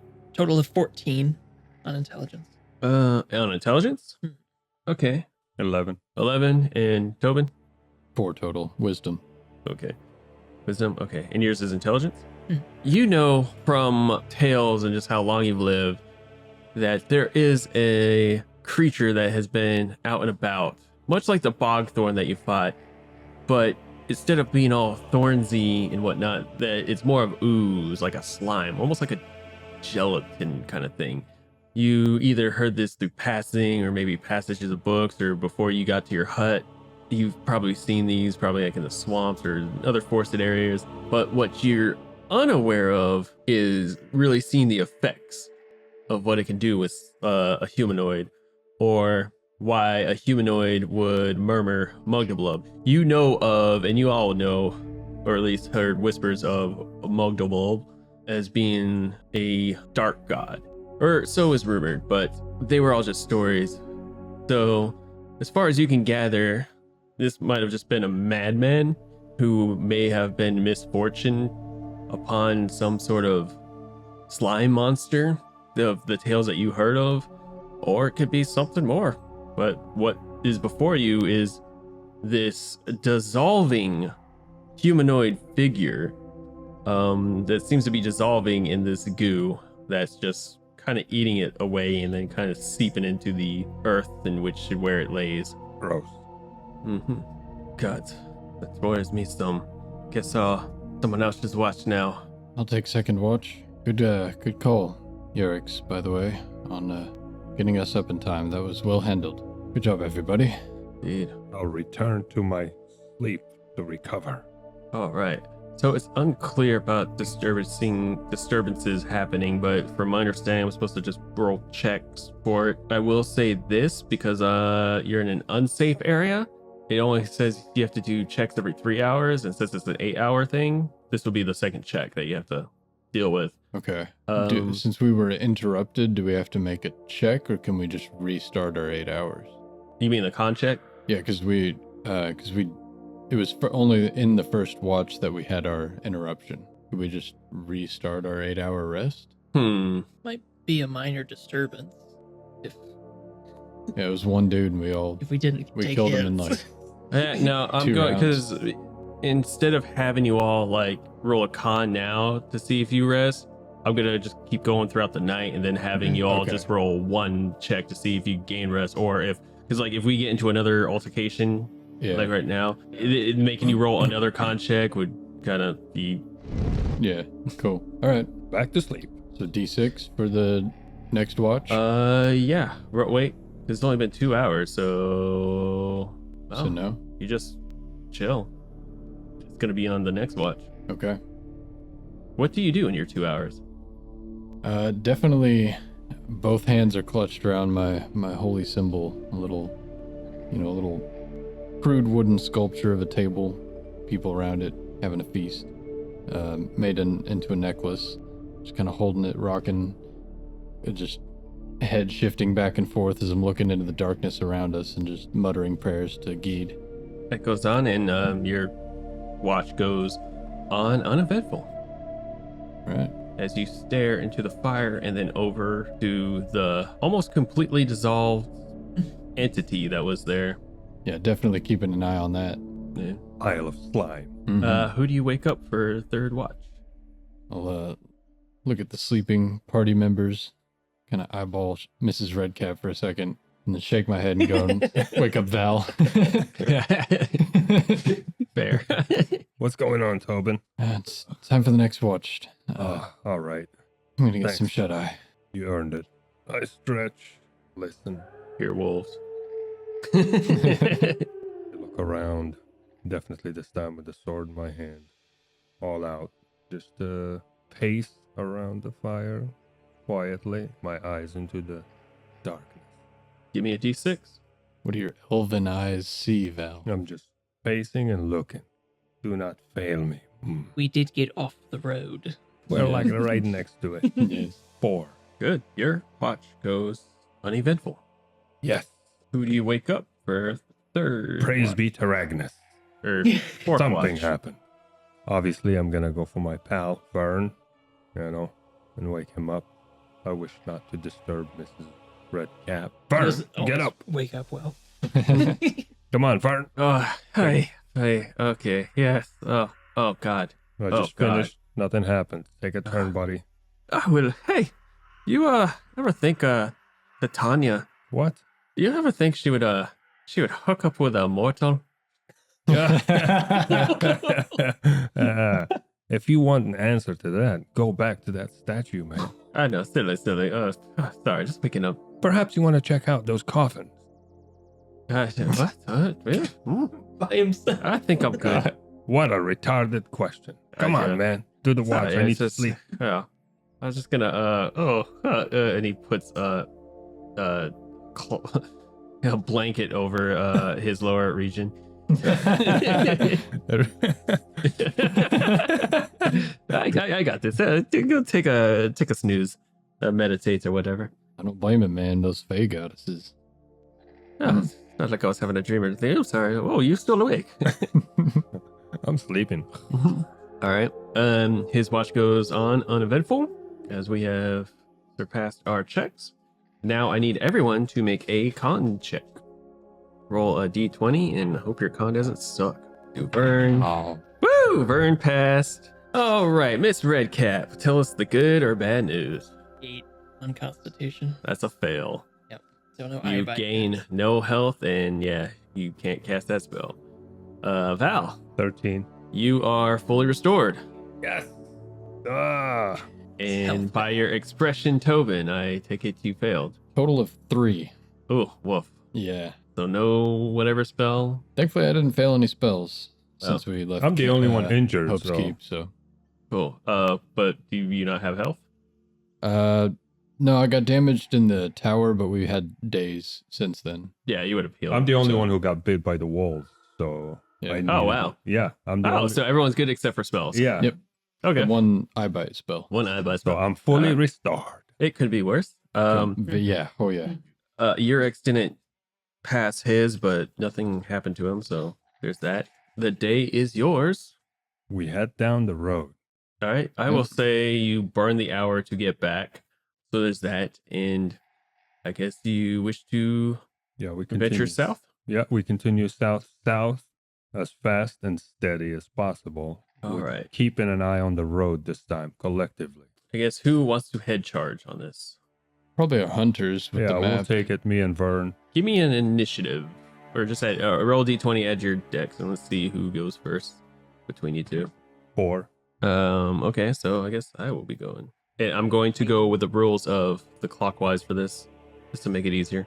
All right, so Vern's going to roll for the hex. Woof. It has been a groggy morning for Vern. Good news, you do make it further south. You're on the road, right? You find the road and you make it south, but you are now on the other side of the road. I would say right here on the east on this hex. So you're no longer on the road and you realize you're in woods. Good news is, we could backtrack, but we could save ourselves and just go further south and hope we hit the road if we go this direction, he points out. And inevitably, if we keep straying too far west or east, we'll hit the water, right? Yeah, if we keep on it, well, yeah. I mean, I would say with this, you would hear running water, so you know you went a little too far with your senses. But it's up to you guys. Do you want to continue push it south, or do you want to backtrack?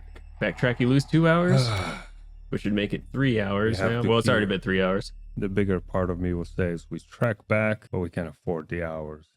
So we might have to take this one and just forge ahead south. Head south. Yes. Let's keep an eye on the water. Yes. I Until mean, we keep need an to. ear for the water. We Yeah. have to have some kind of a, point of reference. Eventually, we need to separate away from it, though, because it curves further east than where we need to go. We know if we're near the water, all we have to do is cut west, and we hit the road. Wait, no, we have to cut east. Oh, wait, no. Yeah, no, you're right. You're right. That's right. Yeah. So are we pushing further south, or are we gonna? We're pushing further south. Okay. Miss Redcap, give me a d6. 5. Yes. Nice. With your expertise and everybody, you do make it further south down the hex. It's still foresty. So you move basically from, you guys move from there to here now. Nice. So if we continue For 2 straight, hours. we So hit it's been that town. 5 hours. 5 Yeah. hours. That'll be the end of our No. distance, right? No, we have 3 hours left to travel. You. Yeah. Then we're gonna use those 3 hours to push as close as possible to the town. So pushing further south, We're or do you gonna want to go use to that, yeah. towards the South to road? the town. Yeah, towards the Further, town. okay, straight. All For right. 3 hours, I guess. Our max. Hey, as long as we every got daylight. yeah, every hex is 2 hours, so it's like Right. yeah. Give me a d6, Val. Me? Okay. 5. Yeah. All right, you make it to the next hex south, which would put you. 2 steps away from the town. All right. So you guys feel like you're making pretty good track. Pretty peaceful Pretty peaceful. in the woods. Yeah. So you have one more check, I believe. We have 2 hours left. 7. Or 3 hours. So it'd be 1 hour. So you can make, because it was 2. Got lost. 2, For 4. 5, 6. Yeah. Let's go back to like the 6. I'll say you have one more check. One more check for 2 more hours, and then we can move into the square next to the towns. Yes. Or the hex next to the town. All right. So yeah, then Sweet. you have another thing of 2 hours to get to the town. Let's do it. All right. 4. Yeah, you make it to the next hex, so you are 2 hours away, but the sun is setting, so it's either rest or push on for 2 hours. If we push on for 2 hours, we'll make it to the town. You will make it to town, but you have to do a dex check, a con check, DC 12, to see if something bad doesn't happen Well, with your character. let's not tempt our fate. By the Let's way, camp. I'd be okay with That's my suggestion. camping before we go in. I think showing up to the encampment in the daylight might Might be better be better impression. for us. Yes. That is correct. Yeah, let us set camp and do the same thing. All right. all right. So first and foremost, everybody mark off a ration. So one of those can come from the wolf. We had one wolf left. Vern looks at you. Hi, I hope we don't get lost anymore. I'm down to one ration. don't know I how got guys you. look. I got you. I got more. Relax. Good. You're always worried about rations. Well, this is the furthest and longest we've been out from the keep. Well, ever since we made the trek to the keep. I don't wish to do that again. Well, I mean, I do and I don't. I mean, otherwise, why would I be here? But it was rough. Sorry. I'm a little PTSD when it comes to traveling farther. You know what? south for Keep a your day. mind off. Let's lay some traps for rabbits. That's a good idea. That will keep us, yeah? Yeah, Okay. let's lay some traps for rabbits and hang out. Yeah, I That got will, some rope. I could, yeah. Let's do it. All right. Yeah, I'll lay some traps out for some rats. Just catch rabbits, We do need to spin 3 more torches for another campfire. That is true. I'll pitch one in. Well, Vern's got a bunch of yeah, torches. Vern's Okay. I'm pitching one in too. Okay, so Vern in. Okay. So Vern, how many is Vern? Vern can do 2 if you want. This is your NPC if you can. Okay, I'll Sure, take it why back not? then. Okay, so you save your torch, Vern will do Cool. 2, and you do 1. All right. And you go set your traps. Yurek's sitting there carving or sharpening his blades and kind of cleaning his shield. I want to catch his attention a little bit with a little wave. Mr. Urix, so Yes. has your mind cleared at all since we pulled you out of the cave? I mean, Is there anything else you can remember? not really. I'd be having the same dreams over and over again. And it always just comes back to her face. Her face. But then her face changes and it's dark. I don't know what it means. And you see him, he's just staring into the fire. When he says this, his eyes, doing the color shimmer, which dances eerily beautiful with a flame that you see in his eyes. Yes, my memories are still the same. Either I'm slaughtering or being slaughtered. Well, I'm sorry they haunt you so. It's any compensation. I'm glad you're here with us. You've been a great help. I just want answers, just like all you. And honestly, I believe our goals are aligned.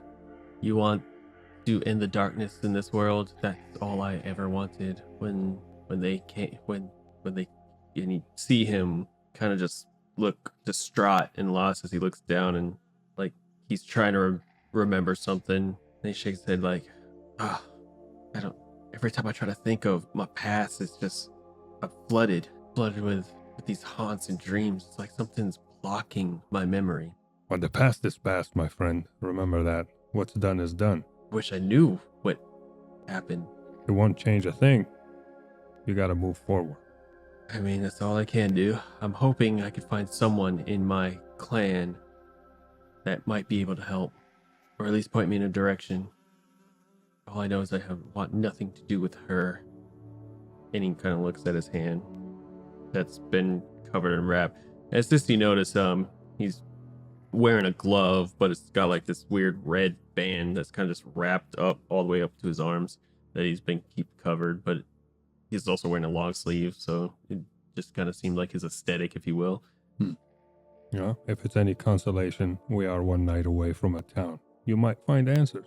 I hope so. Truly do. Okay, who wants to take watch? Before we do, can I do something Sure. separate? I'm gonna go over to Val and tap on his shoulder and speak a little quieter to just him. I'm gonna go relieve myself behind a tree over there. Do you mind watching my back for me? Sure, friend. All right. And I'm gonna lead him a little bit away from the campfire. Fair. And then instead of peeing, I'm gonna like tug on his sleeve a little bit. So, I know you've had more time and more of a friendly relationship with our witch friend over there. How much do you really trust her? Do you think she should be here with us on a diplomatic mission to another encampment? Well, Tobin, I can trust her as far as her life depends on ours. She's with us. We're with her. That's a fair point. So, I don't think you should be concerned about her that much. But we do keep an eye on everything, no matter what. I just don't know. I think entrusting her with our reputation of Hope's Keep is... Once we arrive and we determine that we can speak to these people, she would not be doing the talking. Okay. That I can guarantee you. Perhaps you should be doing the talking. Maybe our friend Urix.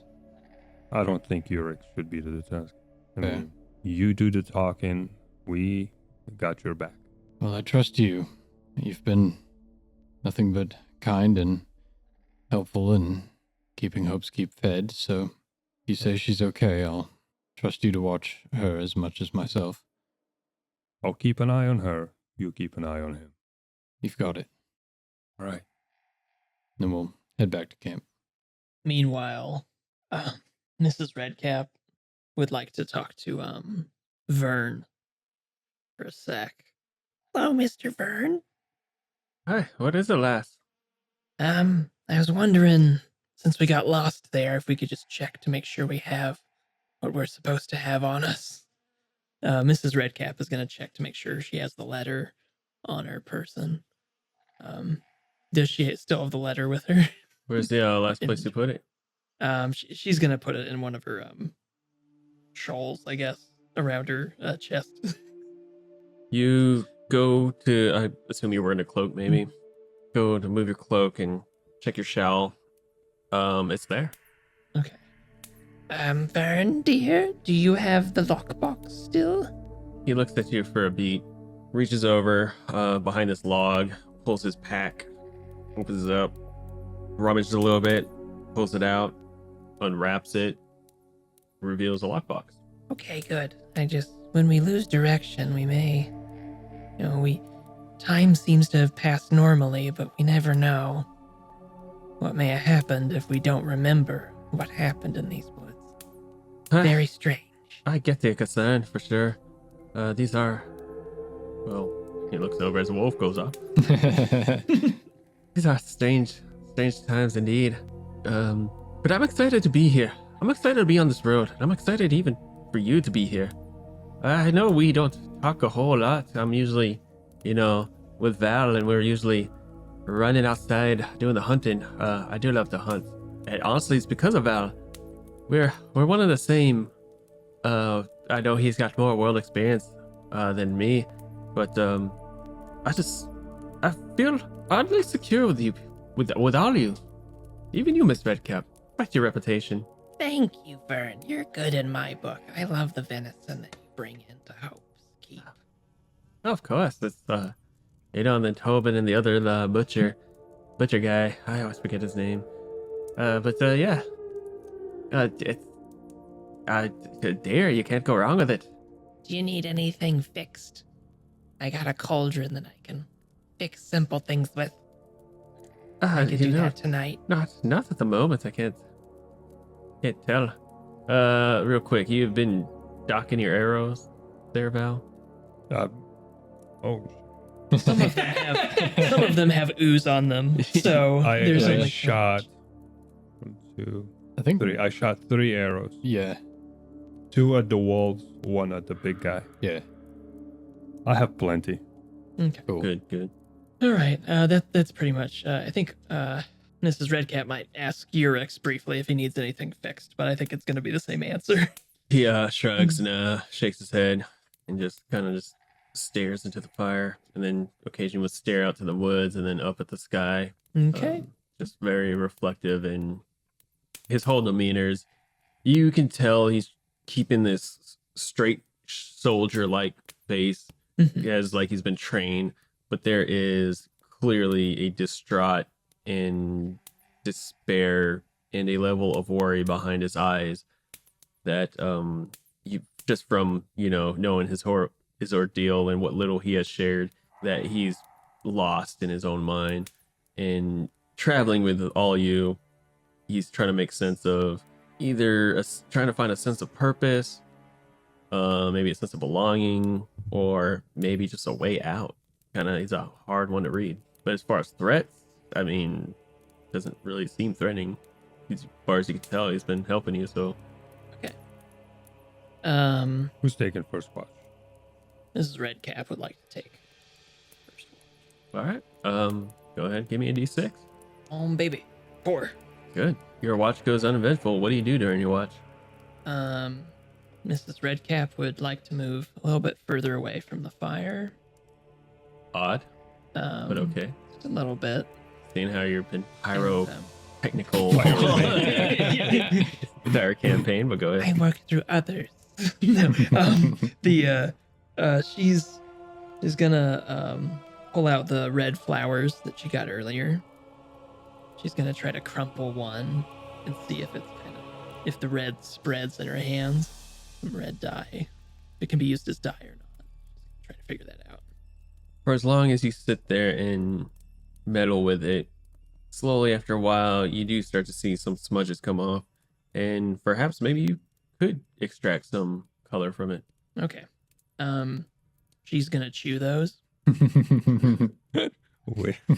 and she's gonna look back at everybody else sleeping, kind of look back at what she's doing, and she's gonna take off her cap, and her bald head is gonna be exposed, and she's gonna try to re-dye her red cap. Nice. As your watch comes to a close, who do you wake up? I will wake up Fern. Oh, Titania. Oh.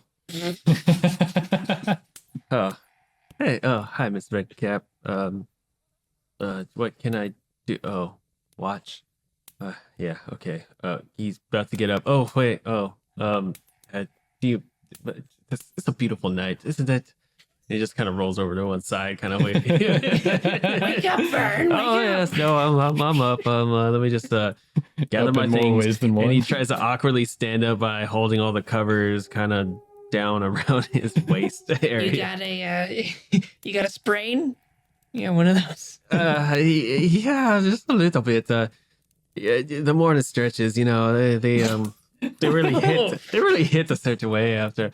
Hey, excuse me, I'm just gonna go to the other side of the fire and just stare in this direction. He sits on the opposite log, looking the other way. Stay warm. Yes. You have a good night, Mrs. Redcap. Surprised being woken up by Mrs. Redcap didn't kill that off pretty quick.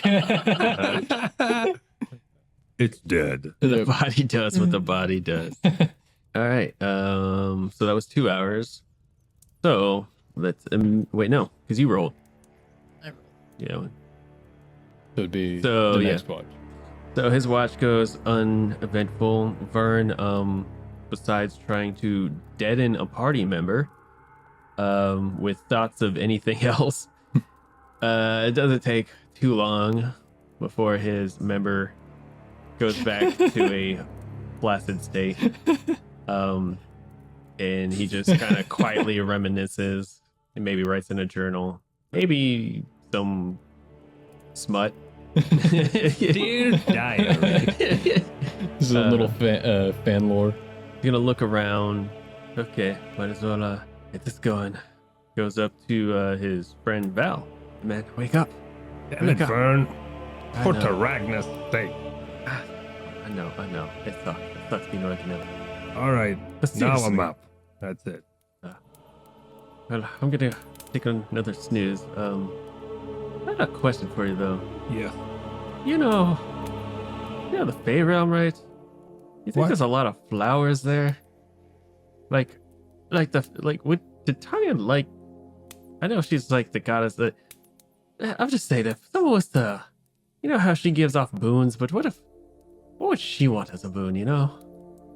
Well, you can't give her flour because she can make flowers. I know, but what would a Fey queen? You know what, Timber? I don't even. I don't know. even Give her a sorry. gem. Give her something she can't make. Jewelry. Wait, why are we talking about? I don't know. It's Are just, you gonna never even mind. meet- I'm going to sleep. God. Okay. Have a good watch. Go to sleep. Taragna's sake. Give me a D6. I hope this campaign goes on long enough for Vern to meet Titania. And he gives her a I flower. hate it because now I got to play both of them. But Hell yeah. Gonna flirt with yourself. 4. Hell yes. Nice. All right. Yeah. Your watch goes on uneventful. Yeah. Face around. yeah, what do you Look do? around the perimeter. Sword in hand. Nice. Nothing happens. I keep moving. And I go wake Tobin, wake up, man. Oh God. Oh, it's you. Sorry to bother you. No, it's all right. This is my turn. Okay, I get some rest, and I will, just kind of sit there, kind of keep an eye out, looking around. I will make a point in this watch to kind of check in on Urix every now and then and see if he's mumbling in his sleep, like Durin had told me about. Give me a what would be a perception? Wisdom, typically. Yeah, In, give me a wisdom. Dungeons and Dragons, at least. Makes a lot of sense, yeah. Oh, nice. 15 for a 17 total. It's quiet. You hear bugs fly by.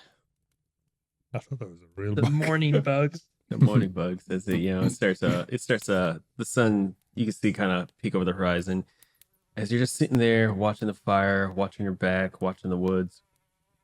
And you look at Durex and you see his mouth twitch, and then you start to lean over and you hear, it almost sounds like Sylvian.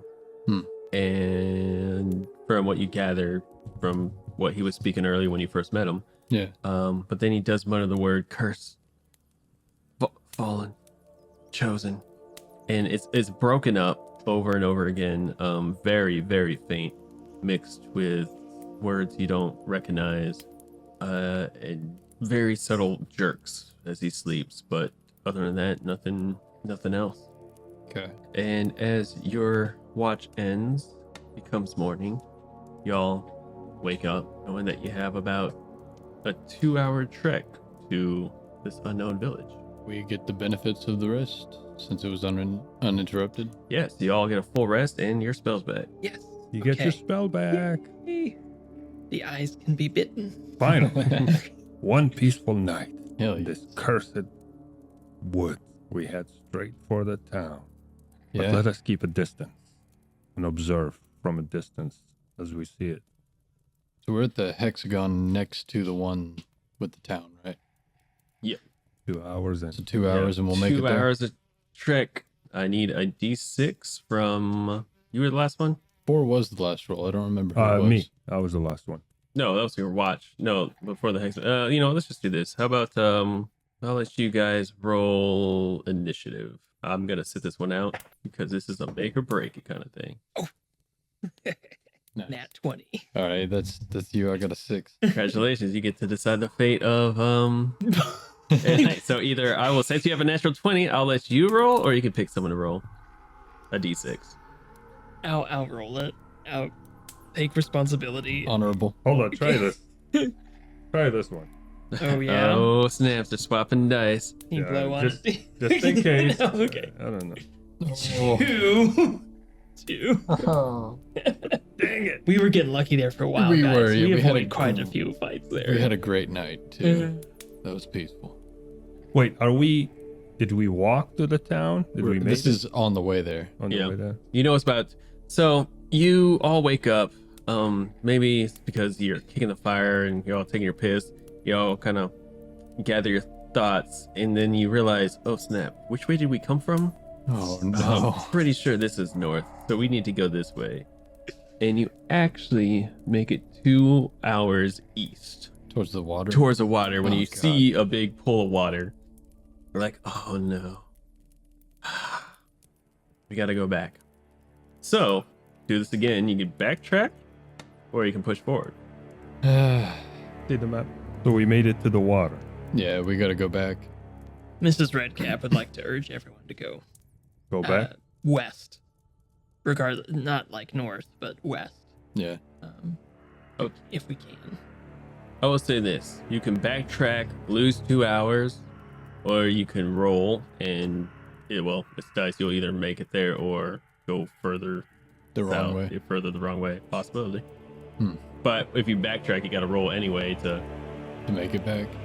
see if you go the right way or if you just keep going further east. Or Well, sorry, west. So there's no good choice. Yeah, let's It's just a try. risk either way. Let's just try to head towards the town.